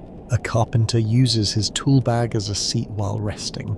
A waiter gives his spare scarf to a stranger. A messenger removes his shoes inside a bakery because he can no longer feel his toes. Small acts of mercy travel where trains cannot. You enter the bakery with him. Heat rolls from the ovens. The scent of yeast and warm crust fills the room. Travellers crowd near the walls while the baker distributes broken loaves and cups of water. No one complains about the lack of chairs. No one asks whether the bread is fresh. For a few minutes, hands thaw and faces regain colour. Then those who believe they can continue rise reluctantly and fasten their coats. The street waits outside. Your group has grown smaller. Some have found shelter. Others have turned toward different neighbourhoods. Those remaining move with less conversation and greater care. I begin to recognise danger in quiet details. A person who stops answering. A traveller who insists on sitting in the snow. Hands that can no longer close around a railing. When someone falters, the group pulls that person upright. Rest is taken only inside a doorway or building. No one is allowed to remain alone. At last, a row of familiar windows appears through the snowfall. A woman cries when she recognises her street. A man begins laughing with relief. The young clerk retrieves his case from the labourer and tries to offer money. The labourer refuses. You reach a doorway, knock, and hear movement from within. The door opens. Warm air touches your face. For thousands, across the city, home is still distant. For this moment, one journey has ended, and one more worker has escaped to the white streets. Hotel doors remain open long past the hour when they would normally be locked. You enter beneath a heavy awning where snow tumbles from coats, hats, scarves, and luggage. The lobby is crowded with travellers who did not plan to stay, residents who cannot reach home, workers sent indoors by employers, and families separated from their usual rooms by blocked streets. The air smells of wet wool, cigar smoke, lamp oil, coffee, and melting snow. Every chair is occupied. Every corner holds a bundle. Every face turns briefly toward each new arrival. The hotel clerk stands behind the desk with the strained patience of a man who has answered the same question many times. Are there any rooms? Can a message be sent? Has the kitchen closed? Is there space near the fire? His answers are careful. Rooms are nearly gone. Messages are uncertain. Food is limited. The fire must be shared. A grand hotel usually depends on order. Guests arrive with reservations, trunks, servants, and expectations. Names are written clearly, keys are assigned. Meals appear at proper hours, now that order bends beneath the weight of necessity. Records confirm that hotels, clubs, restaurants, and public buildings become shelters for large numbers of stranded people during the blizzard. Some guests pay for rooms, others sleep in parlours, corridors, dining rooms, offices, and any space protected from the wind. You watch a porter carry blankets toward the ballroom. The room is no longer prepared for music or dancing. Chairs have been pushed against the walls. Mattresses lie across the floor in uneven rows. Men and women settle with as much privacy as the room allows. A merchant removes his boots and discovers that his stockings are soaked. A school teacher folds her coat beneath her head. A visiting couple shares one narrow mattress and whispers about their children across town. The storm has created an awkward household from complete strangers. In the dining room, tables are brought closer together. Individual service gives way to large pots of soup, bread placed in baskets, and coffee poured without ceremony. Guests who might never have spoken under normal conditions sit shoulder to shoulder. The wealthy notice the poor. The local notices the visitor. The employer notices the messenger who carried his papers through the snow. For one evening, social boundaries soften, though they do not disappear completely. A man with expensive luggage receives a private corner. A kitchen worker sleeps near the pantry. A finely dressed woman is offered the last chair while an elderly porter remains standing. Emergency kindness often reflects the habits of ordinary society. Still, many people share more generously than expected. A woman divides an orange among 3 children. A travelling salesman opens a case of sweets and passes them around. A cook saves bones and scraps for dogs brought in from the storm. A banker gives his dry socks to a young clerk whose feet have begun to swell. No one announces these actions. They simply happen. One scandalous aside concerns a few hotel owners accused of raising prices when demand becomes desperate. Some defend the higher charges by pointing to limited fuel, scarce food, and crowded staff. Others see only advantage taken from fear. The argument travels through lobbies almost as quickly as weather rumours. You overhear one guest complain about the cost of a narrow bed. Another replies that the street is free. The complaint ends in smaller boarding houses. Space is even tighter. Residents move furniture aside and lay blankets across floors. Parlours fill with neighbours. Hallways become sleeping areas. Kitchens remain active through the night because hot water and soup are among the few comforts available. You step into one such house where the landlady counts every loaf, candle, and bucket of coal. She has 17 unexpected guests and only 6 proper beds. Yes. Her solution is direct. Children sleep 2 or 3 together. Adults take turns near the stove. Those with dry clothing lend it to those who arrive soaked. No one wastes heat on unused rooms. The landlady keeps a notebook beside the lamp. She records names and addresses so families may later learn where missing relatives found shelter. Her handwriting grows less neat as the night continues, but she refuses to stop. Scholars remain divided over how much these improvised refuges reduce the storm's death toll. Some emphasize the importance of open doors, shared food and heated rooms. Others note that many shelters become overcrowded, poorly ventilated, and dangerously low on supplies. Both truths exist in the same warm room. You feel the press of bodies and the heavy air. Windows fog from breath. Damp clothes hang from hooks and to chair backs. Boots line the walls. A child coughs beneath a blanket. Someone opens a door for fresh air, and several voices immediately demand that it be closed. The night proceeds in uneasy stages. People eat. They exchange reports. They attempt sleep. They wake whenever the wind strikes the building. Rumours circulate constantly. A ferry has sunk. A bridge has collapsed. A train has arrived safely. The storm will end by morning. The storm will continue for 3 days. No one knows which statement deserves belief. A newspaper employee stands near the fireplace and repeats only what he has personally seen. His restraint earns more attention than the louder storytellers. He describes blocked avenues, abandoned vehicles, and workers digging through drifts. A woman asks whether a certain street is passable. He answers honestly that he does not know. Honesty offers little comfort, but it prevents false hope. At a fashionable hotel, musicians trapped by the weather bring out their instruments. The violin begins softly in the corner of the lobby. Conversation fades.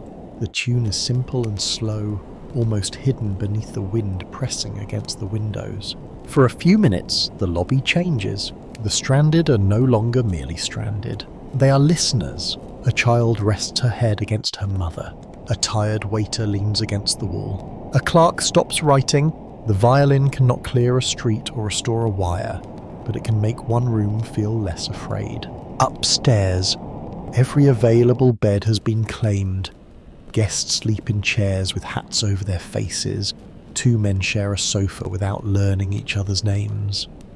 A family occupies a linen closet because it is warm and private. Hotel staff continue working, cook stretch meals with water and potatoes. Maids gather wet garments. Porters carry coal. Clerks keep lists of the sheltered and the missing. Their labour turns hospitality into survival. You settle near the edge of the ballroom on a folded blanket. Around you, breathing gradually slows. Lamps are lowered. Conversation becomes whispering, then silence. Outside, snow strikes the windows. Inside, strangers sleep beneath the same roof, protected by walls, shared warmth, and the quiet decision not to leave anyone in the storm. Police officers and volunteers move into the streets with ropes around their waists and scarves drawn across their faces. You watch them gather inside a station house where the floor is wet with melting snow. Coats hang from hooks, lanterns are checked, names and addresses are read aloud from handwritten reports. A missing delivery boy, an elderly woman alone in an upper room, a family trapped behind a blocked entrance, a man last seen trying to cross an open avenue. Each report becomes a small duty in a city filled with larger dangers. The officers divide into pairs and groups. No one is advised to travel alone. They carry shovels, blankets, lanterns, and bottles of hot drink wrapped in cloth. Some take lengths of rope so they can remain connected when visibility collapses. You join them at the doorway. The wind pushes snow inside before anyone steps out. A sergeant raises his voice and reminds everyone to mark each route carefully. Street signs may be hidden. Buildings may look unfamiliar. A person can become lost. Only a short distance from shelter. Then the door opens and the search begins. You move behind 2 officers along a narrow path dug beside the buildings.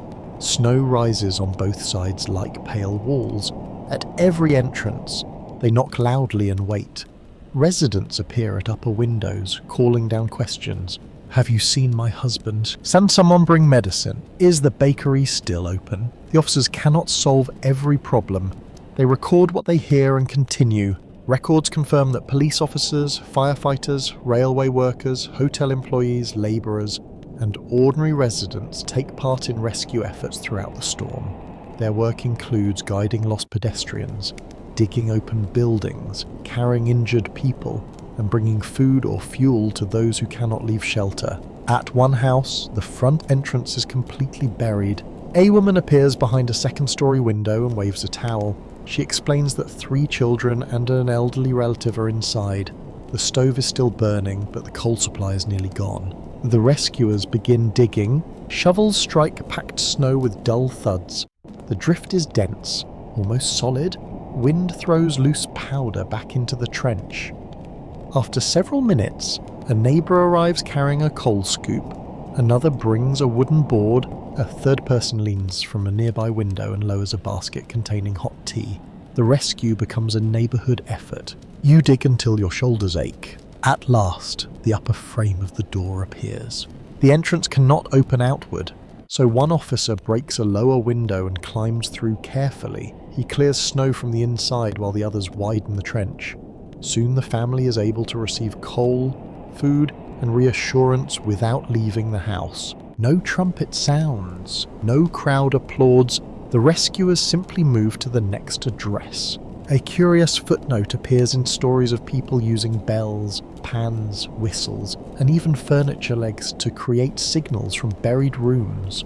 One family reportedly strikes a metal stovepipe at regular intervals until neighbours hear the sound through the storm.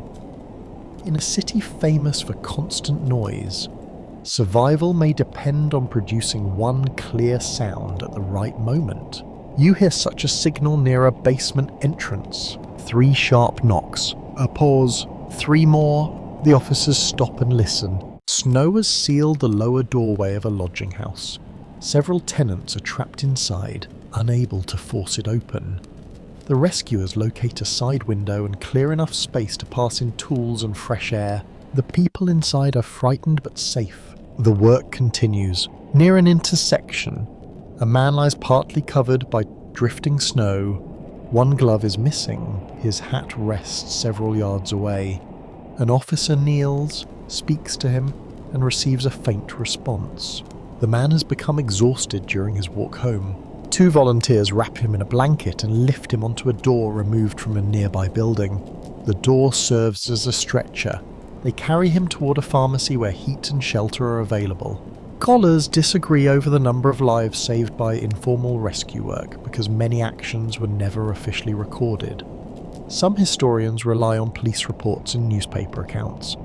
Others argue that quiet assistance between neighbours was far more extensive than surviving documents reveal. The missing records do not erase the kindness.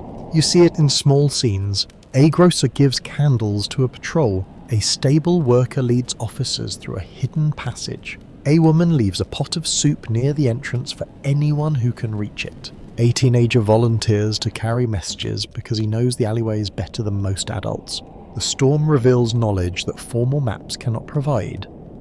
A local resident remembers which buildings connect through rear courtyards. A porter knows where cellar doors open inward.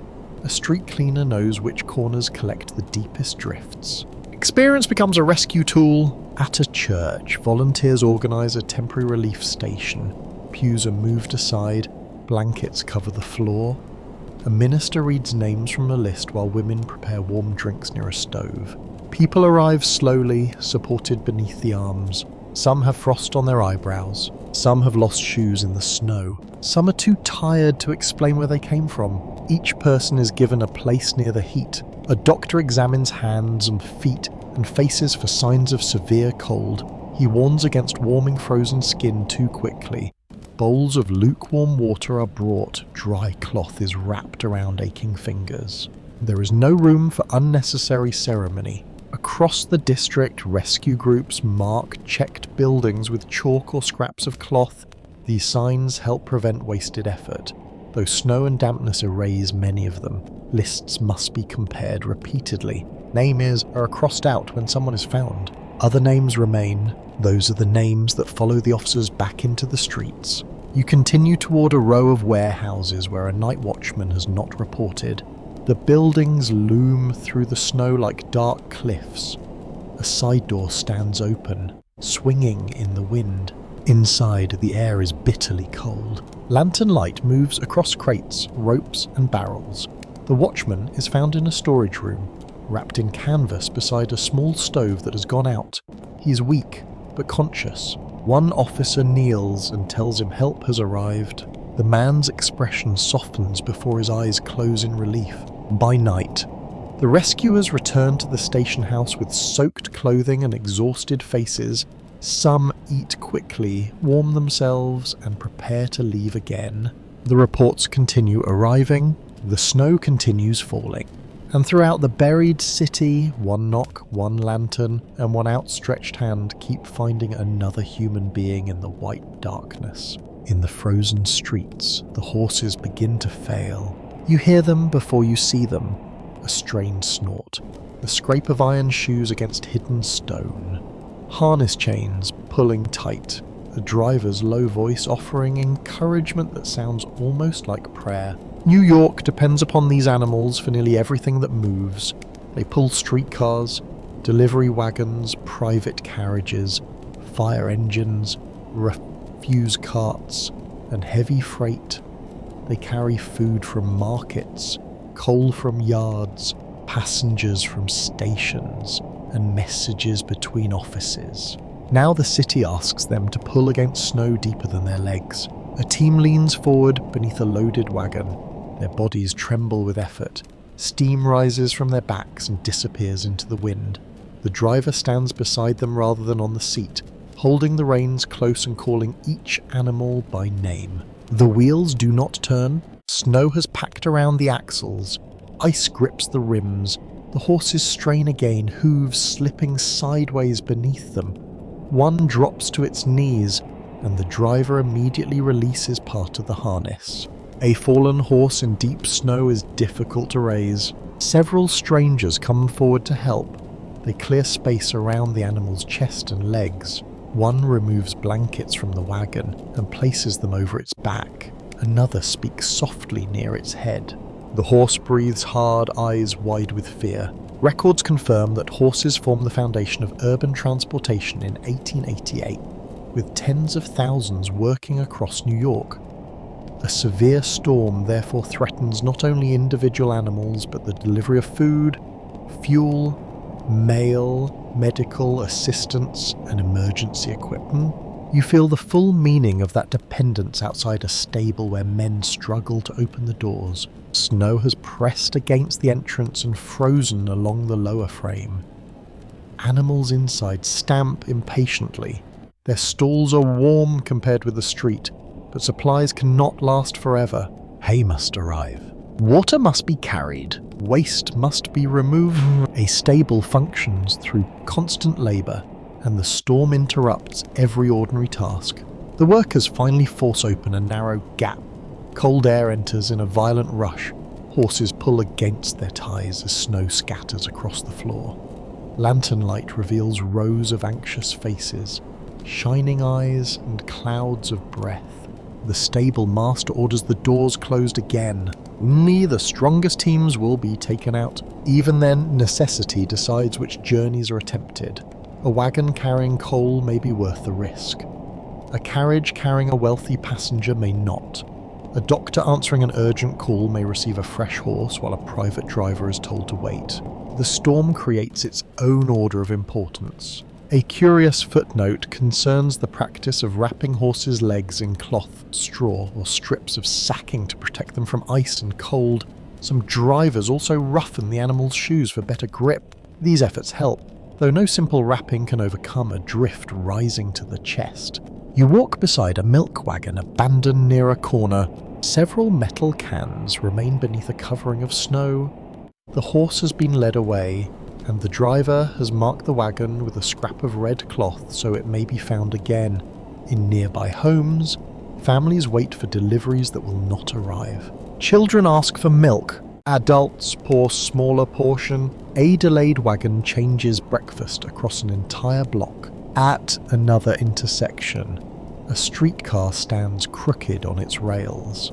The horses are unharnessed and sheltered beneath an awning, while workers attempt to clear the track. Passengers have already left on foot. One horse lowers its head against the wall. The other refuses food. A driver rubs their necks with handfuls of dry straw, trying to restore warmth. He has worked with the pair for years and understands every movement. Their exhaustion is not an inconvenience to him, it is personal. Arguments among historians divide over how many animals died during the blizzard and how reliable the surviving estimates may be. Official records are incomplete. Newspaper reports sometimes exaggerate, and many losses are recorded only by private owners. There is no doubt, however, that exposure, exhaustion, injury, and lack of feed cause widespread suffering. You notice that the animals face dangers hidden beneath the snow. A broken bottle can cut a leg. A buried curb can twist a joint. A wagon shaft can snap and strike the body. A frightened horse may bolt without seeing where the street ends. Drivers must protect them while also protecting themselves. Near a market, a team carrying vegetables becomes trapped between two drifts. The driver removes crates one at a time, passing them to nearby residents. The load grows lighter. The horses try again. This time, the wagon moves several feet. People cheer quietly. The produce is carried by hand into a shop, where the owner promises to divide it fairly. A sack of potatoes becomes more valuable than delicate goods left untouched in display windows. Elsewhere, the storm reveals a harsher side of human need. Some abandoned wagons are opened. Food is taken. Blankets disappear. Harness leather is cut away for practical use.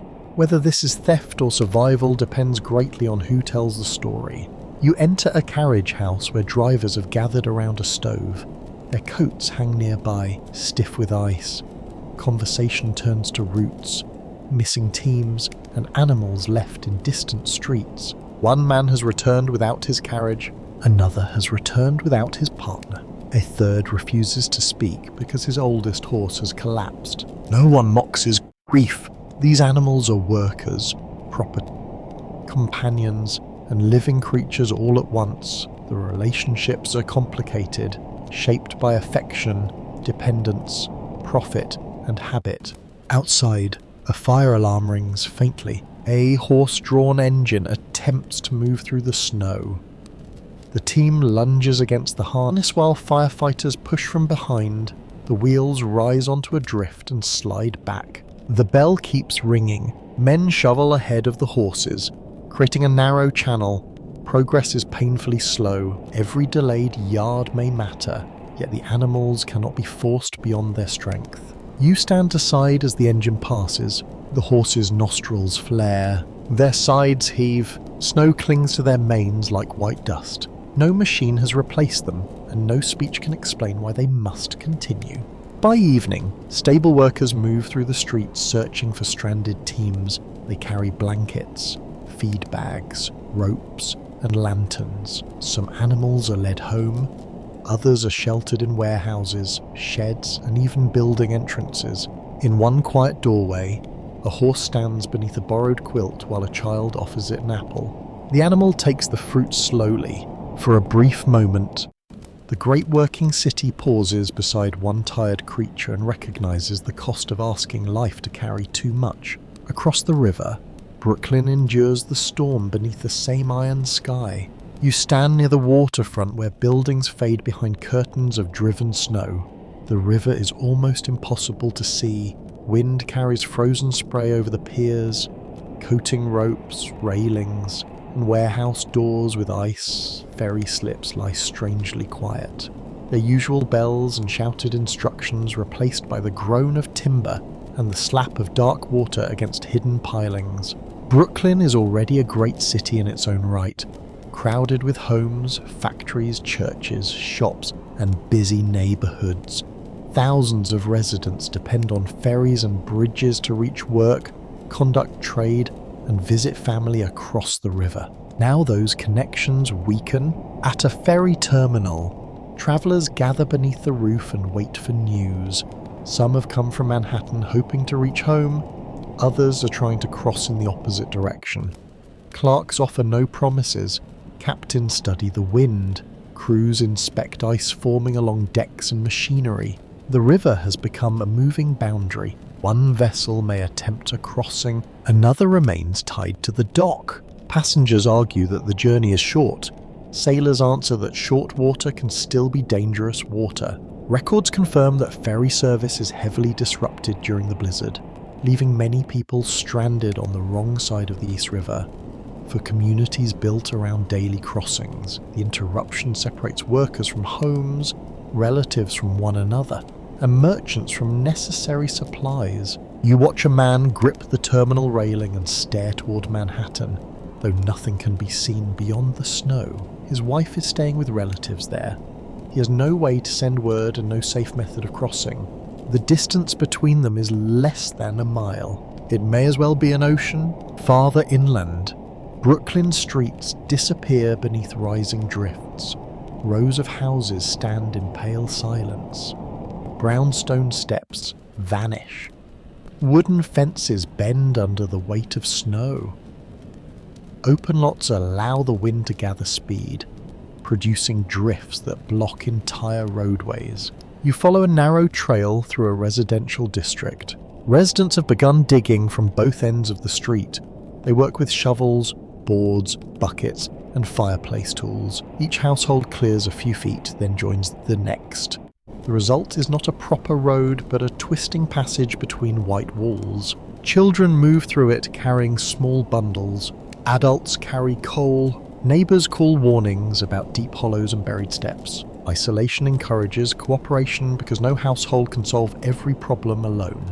At a corner grocery, the shelves are growing bare. Flour, bread, potatoes, candles, and lamp oil disappear first. Customers enter with snow covering their shoulders and ask what remains. The shopkeeper limits the amount each person may purchase. Some object, others accept the rule quietly. A mother counts coins in her palm and chooses oats instead of meat. An elderly man asks for only enough coal to warm one room. A factory worker offers to carry supplies to a sick neighbor.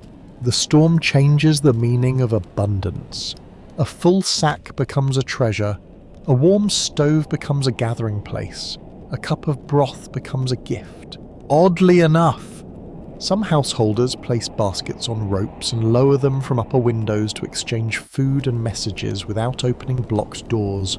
A loaf of bread rises toward one family. A packet of tea descends toward another. The street becomes a kind of vertical marketplace. You look upward and see gloved hands guiding the ropes through the wind. No one worries about elegance. The system works. In poorer districts, hunger arrives quickly. Many families purchase food one day at a time. Wages are small. Storage space is limited, and fuel is costly. When shops cannot receive new deliveries, private cupboards empty within hours. A kitchen that usually feeds 6 people now feeds 10 because relatives and neighbours are stranded nearby. Soup is stretched with water. Bread is cut thinner, coffee grounds are used again. No one calls it a feast. Still, the pot is shared. A church opens its basement and invites residents inside. The room smells of damp coats, boiled potatoes, and wax smoke. Volunteers organise tables for food, blankets, and medicine. Names of missing people are written on a large sheet of paper. You read the list slowly. A dock worker, 2 school children, a woman returning from a visit, a driver last seen near the ferry. Some names are crossed out as people arrive safely. Others remain untouched. Scholars continue to disagree about whether Brooklyn's lower building density reduces danger or allows wind to strike with greater force. More open space can mean fewer narrow street traps. Yet it also permits snow to sweep across long distances and build immense drifts around exposed homes. The answer changes from block to block. Near the heights, wind hammers windows facing the river. Residents stuff cloth into cracks and move furniture away from the glass. In lower areas, drifting snow gathers around doors and basement openings. At the waterfront, workers struggle to secure cargo. Barrels roll across slickboards. Loose canvas snaps violently. A stack of crates collapses, spilling oranges into the snow. Several dock workers chase the fruit. The scene almost appears comic until one man slips near the edge of the pier. 2 others seize his coat and pull him back from the water. They continue working without discussion. The storm permit little time for fear. Factories stand silent or operate with reduced crews. Workers unable to reach home sleep near boilers and machinery. Owners worry about damaged roofs, frozen pipes, and lost production. Employees worry about wages. A missed day may mean an unpaid day. An unpaid day may mean an empty table. In a small workshop, the owner distributes scrap wood for workers to burn at home. He knows the wood has value, but warmth has greater value now. Men tie bundles with cord and carry them through the snow. You pass a row of houses where windows glow faintly at ground level. Families have gathered in the lowest rooms to escape the wind. Curtains are drawn, mattresses cover drafty walls. Several generations sleep close together. Outside, Brooklyn seems almost abandoned. Inside, rooms are full of whispered conversation. Will the ferries run tomorrow? Will bread arrive? Has anyone heard from Manhattan? The same questions move from home to home. At last, a bell sounds near the river. People hurry towards the terminal, hoping it signals a crossing. The bell belongs only to a vessel shifting position at the dock. No passengers are taken aboard. Disappointment moves through the crowd, but few complain loudly. The river remains hidden. The wind continues to rise. Brooklyn waits behind its walls, bound together by narrow paths, shared fires, and the patient work of neighbours who refuse to let isolation become abandonment. The human cost becomes visible slowly, one doorway, one street, one missing name at a time. You move through a neighbourhood where the wind has weakened just enough for people to search more carefully. Snow still falls, but the air no longer feels completely sealed. Shapes emerge from the white, a railing, a wagon, a cellar entrance. a figure lying near a wall. At first, the figure appears to be a bundle of cloth. Then someone calls for a policeman. Several people gather, though no one speaks loudly. The officer kneels, removes one glove, and touches the exposed face. His expression changes before he rises. A blanket is brought. The body is covered. The crowd moves on with unusual silence. Extreme cold does not always announce its danger. It begins with numb fingers, painful feet, and uncontrollable shivering. Then exhaustion deepens.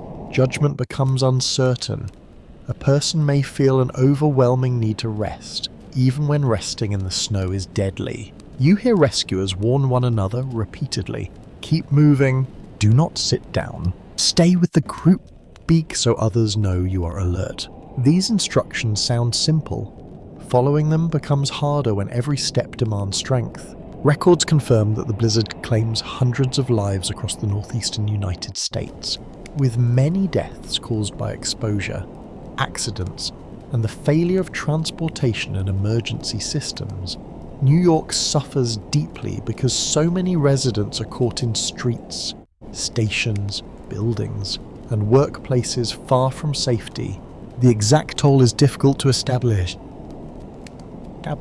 Some deaths are recorded immediately. Others are discovered days later. Some victims are strangers whose names are not known at first. A hospital receives people throughout the day. The entrance is kept clear by constant shoveling. Inside, corridors fill with patients suffering from cold injuries, exhaustion, falls, and chest illness. Doctors and nurses move from bed to bed beneath gaslight. Boots are cut away from swollen feet. Frozen clothing is replaced with dry blankets. Hot drinks are offered slowly. Families wait near doors for news. You notice how limited medicine remains. Physicians understand many dangers of exposure, but treatment is basic. Warmth, rest, dry clothing, food, and careful attention are among the most important tools available. There are no modern machines to restore failing organs. There are only hands, blankets, stoves, and time. A curious footnote appears in arguments over the safest way to warm a person who has been badly chilled. Some residents believe strong heat should be applied at once. Others prefer gradual warming. Doctors warn that sudden heat may cause additional harm, though advice is not always followed in crowded homes. You enter a small room where a woman sits beside her husband's bed. He's been found near a railway line after hours in the storm. His coat is stiff with ice.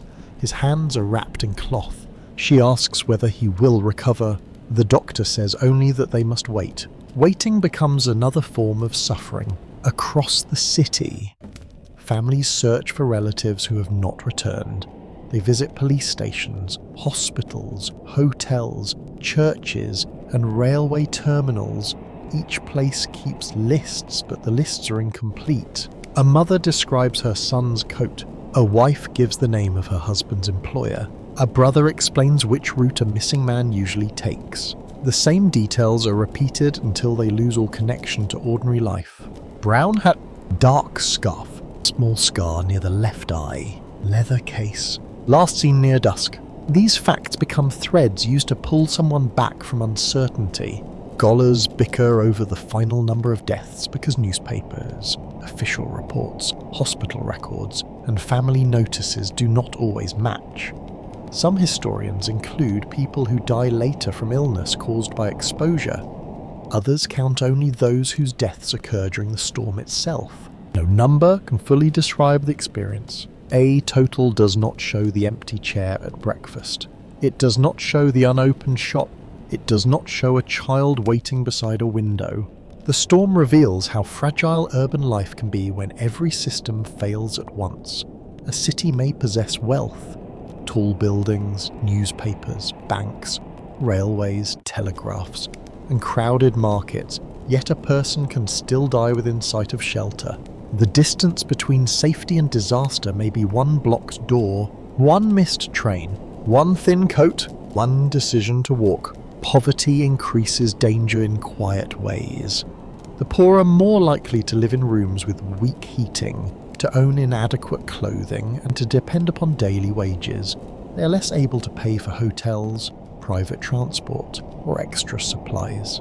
A wealthy traveller may be stranded in comfort. A labourer may be stranded in the street. The weather falls equally, but protection does not. You pass a tenement where neighbours have learned that an elderly tenant has died during the night. Her stove had gone cold, she lived alone and did not answer when anyone knocked.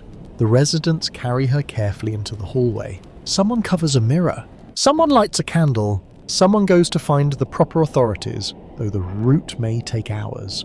The building remains quiet for the rest of the day. Elsewhere, accidents add to the toll. People fall from elevated structures, slip beneath vehicles, or become injured by collapsing roofs and signs. Fire remains a threat where emergency engines cannot move. Boats and ferries face dangerous water. The storm does not create one kind of tragedy. It creates many small openings through which tragedy enters. You hear of a man who dies trying to reach his office. A decision that now seems painfully unnecessary. Yet judging him is easy from a warm room. He may have feared losing his position. He may have believed the journey possible. He may have felt responsible for others. Human choices are rarely made with perfect knowledge. That is why disaster stories remain filled with ordinary decisions. A doctor who keeps walking, a servant who returns for a child, a clerk who refuses to abandon important papers, a stranger who gives away his coat. Some choices end in loss, others save lives. At a church relief centre, the minister reads several confirmed names aloud. People lower their heads. No grand speech follows. The room is too tired for ceremony. Afterward, volunteers return to work. Soup is stirred. Blankets are folded. Another search party leaves. Grief does not stop practical duty. Night settles over the city with a softer wind. Lamps glow behind snow-covered windows. In many rooms, families count who has returned and who is still missing. You feel the city becoming quieter, not because it has accepted the losses, but because it has begun to understand them. The storm has tested its buildings and machines. Now it tests its heart.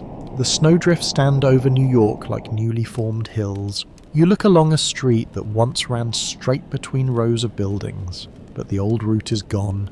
White ridges rise from wall to wall. Some slope gently toward upper windows. Others break into steep faces where the wind has packed layer upon layer into hard, uneven banks. The storm has not merely covered the city, it has rebuilt the ground. Front doors open onto solid snow. Basement windows disappear entirely. Fire escapes hang above smooth white surfaces that seem high enough to walk upon. Fences show only their upper points, and abandoned wagons resemble small dark roofs emerging from a frozen landscape. Residents begin digging with the urgency of miners. You hear shovels scrape against packed snow from every direction. Metal strikes hidden stone. Wooden boards crack under pressure. Voices call through narrow trenches. The work is slow because every cleared space creates a new wall that must be climbed or carried away. There is nowhere convenient to place the snow. It fills the street. It fills the yard. It blocks the neighbour's door. A man lifts one shovelful and stares at the mountains surrounding him, as though hoping the snow might suggest its own removal. It does not. Records confirm that wind-driven drifts during the blizzard rise more than 20 feet in some places, reaching upper floors and burying railway cuts, streets, and building entrances. These heights vary sharply from one block to another, because walls, corners, tracks, and open spaces shape the movement of the wind. You climb from a second-story window onto a packed bank. The surface holds your weight for several steps, then collapses beneath one boot. You sink to the knee and pull free carefully. Beneath the white crust may lie a railing, a sign, a barrel, or empty space. Or every step requires suspicion. Nearby neighbours construct a tunnel through a drift blocking several homes. One person digs from the western entrance while another begins from the eastern side. Their shovels cannot be seen, but the dull rhythm of work travels through the snow. Scrape, lift, throw, pause, then the sounds continue. Children are warned to remain inside, but some watch from windows with fascination. To them, the tunnels resemble secret passages in an adventure story. Adults see blocked exits, exhausted workers, and the danger of a collapse. The tunnel grows long enough that lanterns are needed within it. You enter by bending nearly double. The walls are pale blue where daylight filters through the packed snow. Your shoulders brush the sides. Water drips from the ceiling and runs down your collar. The passage smells faintly of damp earth, wool, and cold iron. A curious footnote concerns the temporary steps carved directly into large drifts. Residents cut narrow footholds leading from the buried street level toward upper doors or windows. Some routes become so commonly used that they function like public staircases until the thaw weakens them. You watch a grocer carry a basket down one such stair. Each step is no wider than his boot. Customers wait below inside a trench. Bread, candles, onions, and small measures of coal pass from hand to hand. The shop entrance remains buried, so business continues through an upper window. The city adapts vertically. People climb where they once walked. They enter through windows instead of doors. They cross over fences rather than beside them. The familiar rules of architecture become suggestions. On another street, workers create a passage wide enough for a sled. They cut the snow into blocks and stack them beside the route, forming walls taller than the men themselves. A horse cannot manage the path, but people can pull food, fuel, and injured residents on flat wooden runners. The first sled carries coal, the second carries bread, the third carries an elderly woman wrapped in blankets. She looks around from her moving seat and remarks that she has never expected to travel through Manhattan, like an explorer crossing the northern wilderness. The workers laugh, though no one has much breath to spare. Scholars disagree over whether the immense drifts are best understood as a rare weather phenomenon or as a warning about the physical design of the city. Tall buildings, narrow streets, elevated structures, and open railway lines all shape where snow accumulates. The storm is natural. The mountains it creates are partly urban. You notice how different materials respond to the burden. Wooden awnings bend, glass cracks beneath pressure, flat roofs hold dangerous weight, gutters tear loose when packed snow begins shifting. Property owners send workers upward with shovels. Roof clearing is risky, snow slides without warning. Ice hides beneath the surface. A labourer may lose his footing and fall into the street or onto a lower roof. Men tie ropes around their waists and fasten them to chimneys. Each shovelful disappears over the edge. People below shout warnings. The falling snow strikes the street with heavy thumps, adding to the very drifts others are trying to remove. In courtyards, residents dig air channels toward blocked basement rooms. Small openings are maintained near windows so smoke and stale air can escape. Stovepipes are checked carefully. A blocked chimney can turn shelter into danger. You kneel beside one opening and hear voices from within. A family remains in the lower room because it is the warmest place in the building. They receive food through a basket lowered from above. Their world has narrowed to lamplight, blankets, and a square of pale daylight carved through the snow. Labourers begin organised clearing. Some are employed by private businesses. Some are hired by the city. Some simply work because their own streets cannot function until everyone joins. They use carts where wheels can move, sleds where they cannot, and raw strength everywhere else. Snow is shoveled into vacant lots, packed against buildings, or dragged toward the river. Progress is measured in yards. A cleared lane may close again when wind drops loose snow from rooftops. The work becomes a contest between order and weight. You hear no grand speeches, only instructions. Dig there, brace that wall, clear the window, watch the roof, pass the rope. The city returns through commands like these. A railway trench is uncovered gradually by hundreds of hands. Workers stand at different levels along the drift, passing shovelfuls upward from one ledge to another, their clothes darken with sweat despite the cold. Faces grow red, gloves split. The buried rails finally appear as two black lines beneath the white. A cheer rises, brief and tired. Much more remains to be cleared. As evening approaches, the tunnels glow with lantern light. Figures move through them carrying baskets, tools and messages. From above, the street resembles a frozen maze. You stand on the crest of a drift and look across the rooftops. The city is still buried, yet paths have begun to form. Not broad avenues, not easy roads, only narrow human passages, carved one shovelful at a time through the white mountains. The first signs of movement return quietly. You hear a shovel striking stone beneath the snow. A bell sounds from somewhere beyond the nearest block. A wagon wheel turns once, slips, then turns again. None of these sounds is impressive alone. Yet together they suggest that New York is beginning to recover its familiar pulse. The sky has lightened. Clouds still hang low, but the snowfall has weakened. Wind moves loose powder from roof to roof in pale sheets. Sunlight appears briefly through a break in the clouds, touching windows that have remained grey for days. People stop to look upward. The light feels almost suspicious. You step into a trench carved through the street.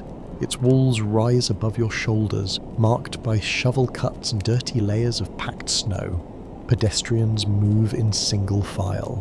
When two groups meet, one must press against the wall while the other passes.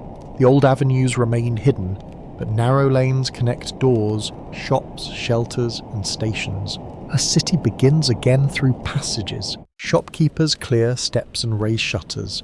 Some windows reveal cracked glass, fallen shelves, or water stains. Others appear almost untouched, as though the storm merely passed outside and forgot to enter. A bakery opens with only a few loaves. A pharmacy distributes medicine through a sea window. A coffee house offers hot cups until its remaining fuel is gone. Lines form quickly. There is little pushing. Exhaustion has softened the usual impatience. People speak in low voices and compare what they have heard, which streets are open, which rail lines may operate, which relatives have been found. Records confirm that transportation service resumes gradually, rather than all at once. Railway crews clear tracks, repair switches, inspect bridges, and test engines before regular travel can return. Ferries and streetcars also begin limited operations as conditions permit. The first moving train attracts a crowd. You stand beside the track while workers clear one last ridge of snow from the rails. The locomotive waits behind them, black and solid against the white landscape. Steam rises from its valves. The engineer leans from the cab, watching every signal. A whistle sounds. People cheer. The engine moves slowly, pushing through loose snow that scatters around its wheels. It travels only a short distance, yet the sight carries enormous meaning. Distance is shrinking again. Stations reopen in stages. Passengers gather with luggage, letters, anxious questions. Schedules are unreliable, but even uncertainty feels hopeful when an engine is ready to move. You enter a terminal where crews sweep floors, relight lamps, and remove bedding used by stranded travellers. Benches return to their ordinary purpose. Porters sort abandoned bags and attach handwritten tags. One suitcase contains only shirts, another holds business papers. A small carpet bag contains toys intended for children who have been waiting at home. Each object has its own interrupted journey. Outside, wagons begin moving along cleared routes. Drivers choose streets marked by packed tracks and avoid areas where drifts remain too deep. Horses step carefully, their shoes striking exposed stone. The loads are practical. Coal, bread, milk, medical supplies. Luxury goods can wait. A curious footnote appears in the sudden popularity of sleds built from doors, shutters, and pieces of furniture. Even as wheels begin returning, Many residents continue using these handmade carriers because they glide over snow more reliably than carts. One family pulls a cupboard door loaded with firewood. Another uses a polished tabletop to carry sacks of flour. The city has sacrificed part of its furniture to keep itself alive. Workers clear into sections in organised teams. Some cut blocks of packed snow, others load the pieces onto wagons or sleds. Street sweepers who once fought dust and refuse now face frozen walls. The labour is exhausting. Snow mixed with ash, mud, and animal waste grows heavy. It stains gloves and coats. Clean white banks become grey piles as traffic returns. New York is becoming ugly again. That is a sign of recovery. The first newspapers printed in larger numbers are seized eagerly. People read them in doorways, hotels, and crowded eating rooms. Reports list damaged lines, missing travellers, business closures, and confirmed deaths. News from beyond the city arrives slowly.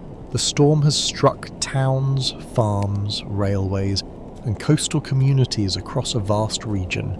New Yorkers discover that their isolation was part of a larger disaster.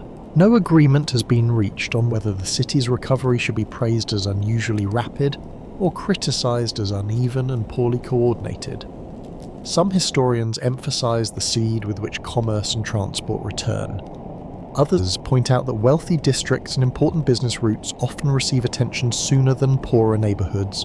You can see the difference in the streets. A financial avenue has a wide path cleared between buildings. A crowded residential lane remains blocked by dirty snow. Private firms hire strong crews. Poor residents depend on their own hands. Recovery follows money, influence, and necessity, not simply geography. Still, cooperation continues where official help is slow. Tenants organise clearing parties. Grocers extend credit. Churches distribute food. Factory owners lend tools. Children carry small parcels through the trenches.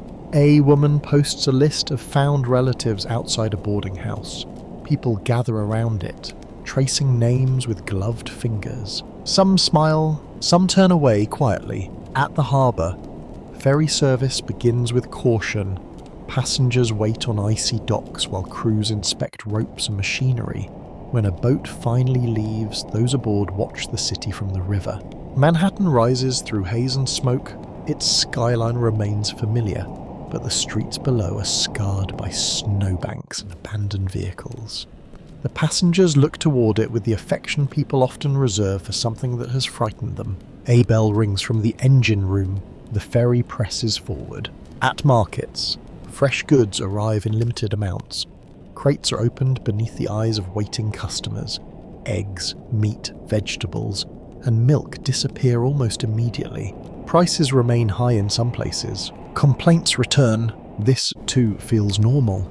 You walk past a restaurant where a sign announces a full meal. The promise is slightly ambitious. The meal consists of soup, bread, and weak coffee. No one objects. Warm food served at a table feels luxurious. The city changes sound as evening approaches. Boots strike cleared pavement. Wheels grind through slush. Shop bells ring. Hammers repair shutters. Newspaper boys call headlines. The noise is thinner than usual, but it no longer belongs entirely to the storm. Water begins dripping from roofs during the mildest hours. Icicles loosen and fall. Snowbanks settle with low cracks. Workers warn pedestrians to avoid overhanging ledges. The thaw brings its own dangers. Blocked drains create pools. Roofs release heavy sheets of snow. Hidden debris appears beneath melting layers. Recovery is not a clean return. It is another difficult stage. You pause near an avenue where a streetcar attempts its route. The car moves slowly, guided by the workers walking ahead. Passengers crowd inside and cling to the outer platforms. They are cold, tired, and delighted.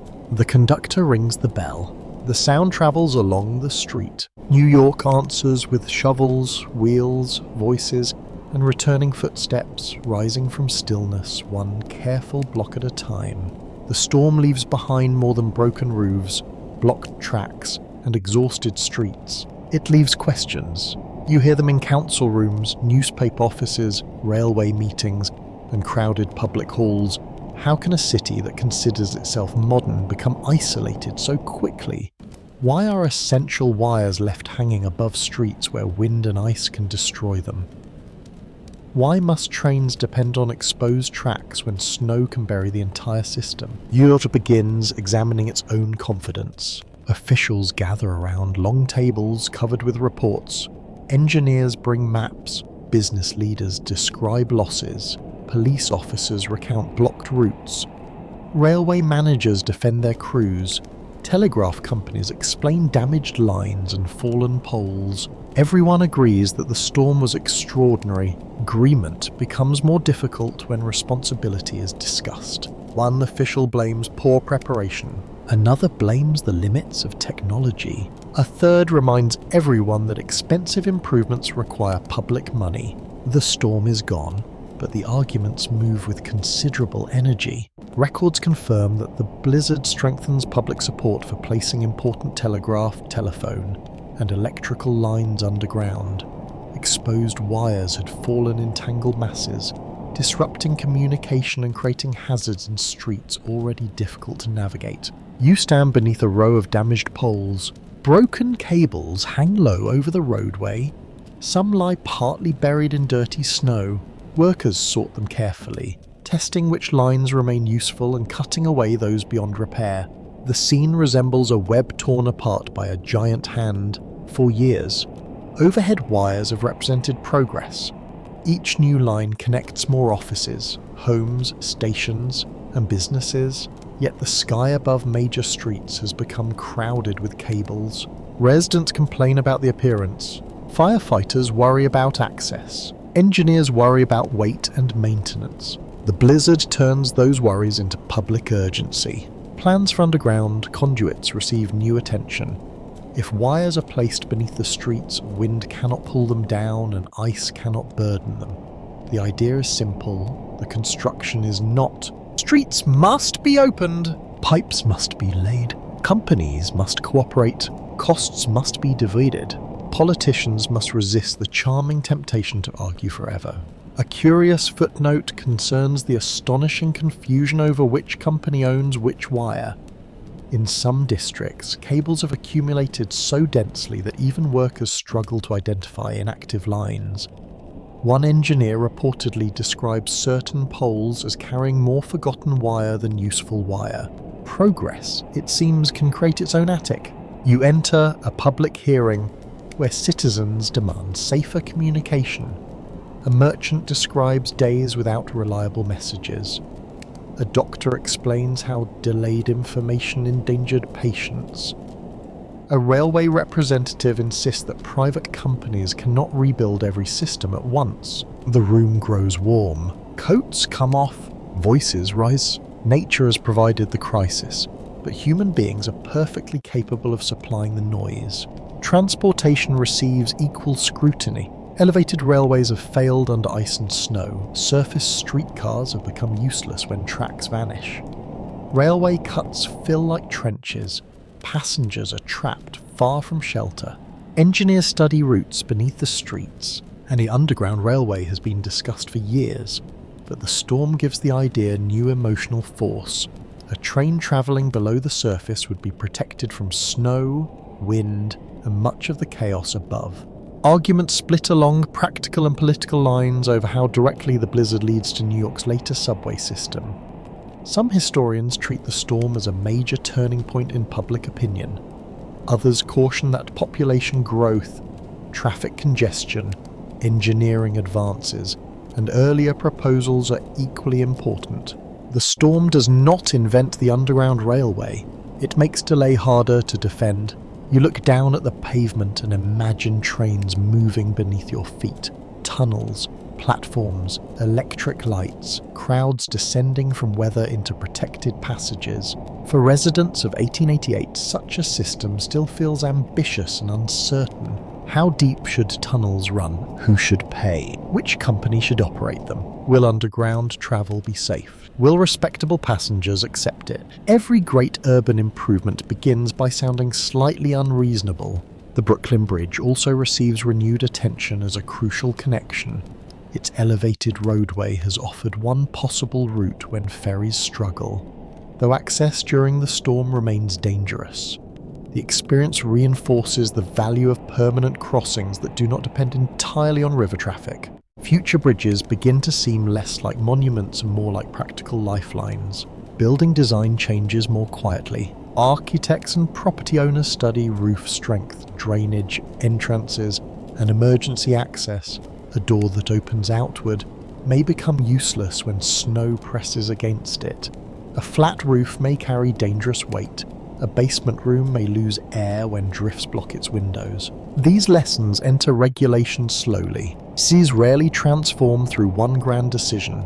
They change through revised plans, stricter rules, new contracts, and repeated complaints written in careful language. You pass a construction site where workers prepare underground channels. The street is noisy with picks, carts, and shouted instructions. Pedestrians complain about mud and delay. The inconvenience of improvement is rarely remembered as fondly as the disaster that demanded it. Insurance companies revise their calculations. Railway firms examine emergency supplies. Hotels discuss shelter plans. Police departments consider improved procedures for severe weather. Businesses begin asking practical questions: how much coal should be stored? Where should workers sleep if travel stops? Which routes must be cleared first? How can messages move when wires fail? Preparedness grows from memory, not perfect preparedness. Of course, human beings remain impressively skilled at assuming that the last disaster will never repeat itself in a slightly different form. Still, the city learns. Newspapers publish editorials demanding reform. Editorial artists draw streets buried beneath wires and snow. Letters from citizens describe avoidable failures and acts of courage. Public memory becomes political pressure. That pressure competes with cost of private interests and ordinary forgetfulness. As weeks pass, the snow melts, shops reopen fully, rails shine again, the city recovers its speed. Urgency begins to fade. Some proposals are delayed, some are reduced, some disappear into committees. Others survive because too many people remember silence in the telegraph offices, stalled trains, and streets erased by white wind. You walk through a district where repaired wires still hang overhead. They seem ordinary again, wagons pass beneath them. Clerks hurry between offices, bells ring, business resumes. Yet beneath the pavement, another vision is taking shape. Protected lines, buried cables, underground trains. A city less exposed to the skier. The blizzard has revealed that modern life depends not only on invention, but on where invention is placed, how it is protected, and whether officials act before disaster forces them. New York remains proud. It remains impatient. It remains convinced of its destiny. But now that confidence carries a thin layer of caution, like frost on glass, the storm has taught the city that progress is not merely building higher, moving faster, or speaking across greater distances. Progress also means learning where weakness hides. Beneath the modern streets, the memory of 1888 remains quiet but persistent.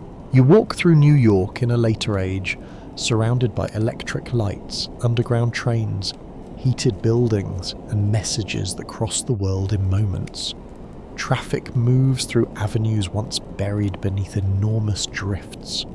Crowds descend into railway stations protected from the weather. Cables carry voices and information beneath the pavement.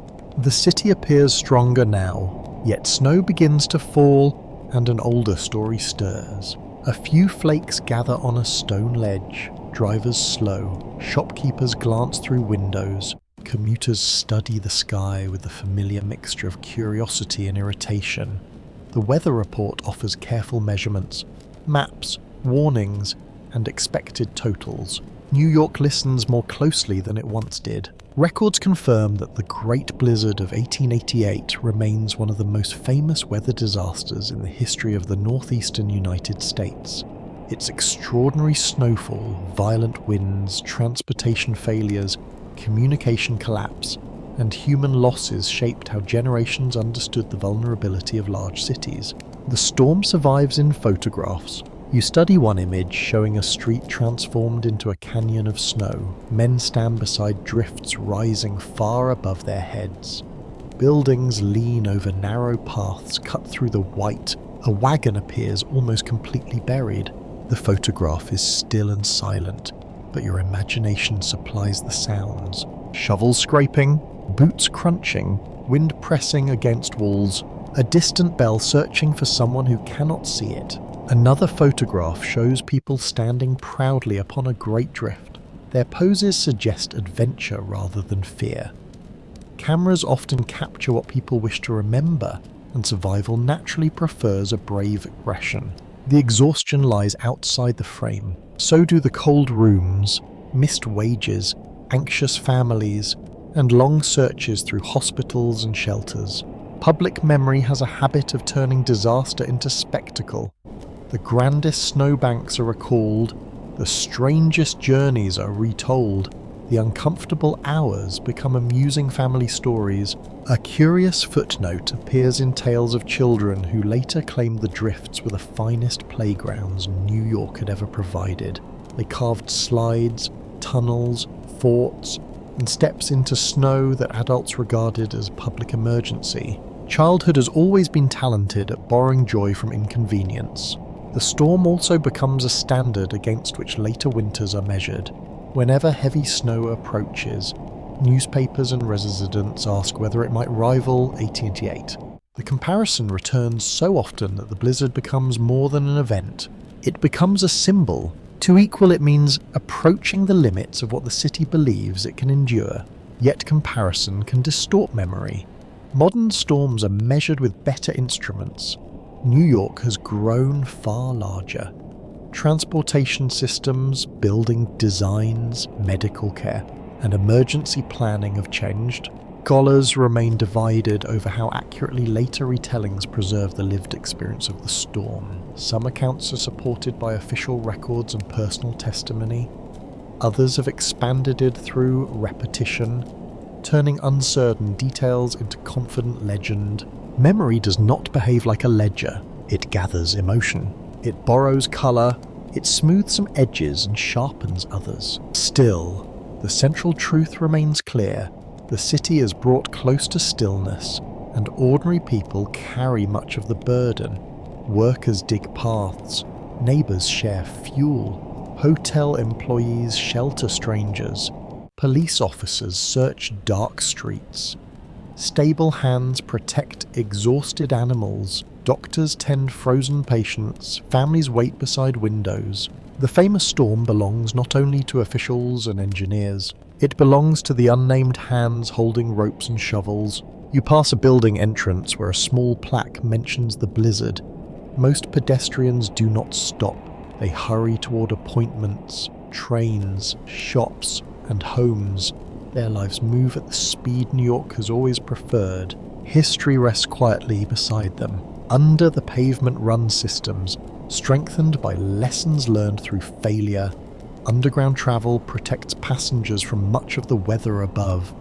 Buried communication lines resist the wind. Emergency services follow plans shaped by generations of storms. No city becomes invulnerable. Floods arrive, heat rises, power fails. No still-blocked roads. Modern confidence can become as comfortable and careless as 19th century confidence. The lesson of 1888 is not that technology defeats nature. The lesson is that preparation, cooperation, and humility give people a better chance when familiar systems begin to fail. You feel that lesson during every severe winter warning. Food is purchased. Trains are adjusted. Shelters open. Crews prepare salt and equipment. Hospitals arrange staffing. Neighbours check on those who live alone. Some preparations may seem excessive when the storm proves mild. Complaints appear quickly because inconvenience is easier to see than danger prevented. But caution carries the memory of people who once left home expecting an ordinary journey. The city never truly sleeps, yet it learns that wakefulness is not the same as readiness. Night settles over Manhattan, snow softens the roofs and ledges, street lamps shine across white sidewalks, a train moves beneath the ground, carrying tired passengers toward warm rooms. Above them, workers clear crossings while distant traffic hums. The scene is peaceful. It is also connected to every winter that has touched these streets. You imagine the city of 1888 resting beneath the modern one, not buried like something forgotten, but preserved like a faint second map. Its horse tracks lie beneath avenues, its telegraph routes follow vanished rooftops, its narrow passages remain inside stories passed from one generation to another. The old city breathes beneath the new, the wind moves between buildings, snow turns slowly in the light. For a few moments, New York grows quieter, and you can almost hear the great blizzard withdrawing into memory. Your breathing softens as the streets fade into a calm silver distance. The lamps become gentle stars, and the last snowflakes settle without urgency upon roofs, windows, and sleeping avenues. The city has carried you through cold, courage, loss, and renewal, and now it asks nothing more of you. Let the distant bells grow faint. Let the wind become a low and harmless murmur.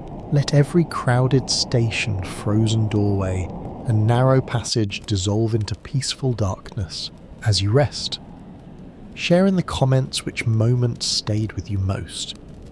Whether it was the silent telegraph office, the stranded train, the tired horses, or the strangers opening their doors, your thoughts help keep these human stories alive. When you are ready for another quiet journey through history, continue to the next video on the channel, where another vanished world is waiting beneath the night. Sleep gently and carry only the warmth of the story with you. Blessings to you and your family.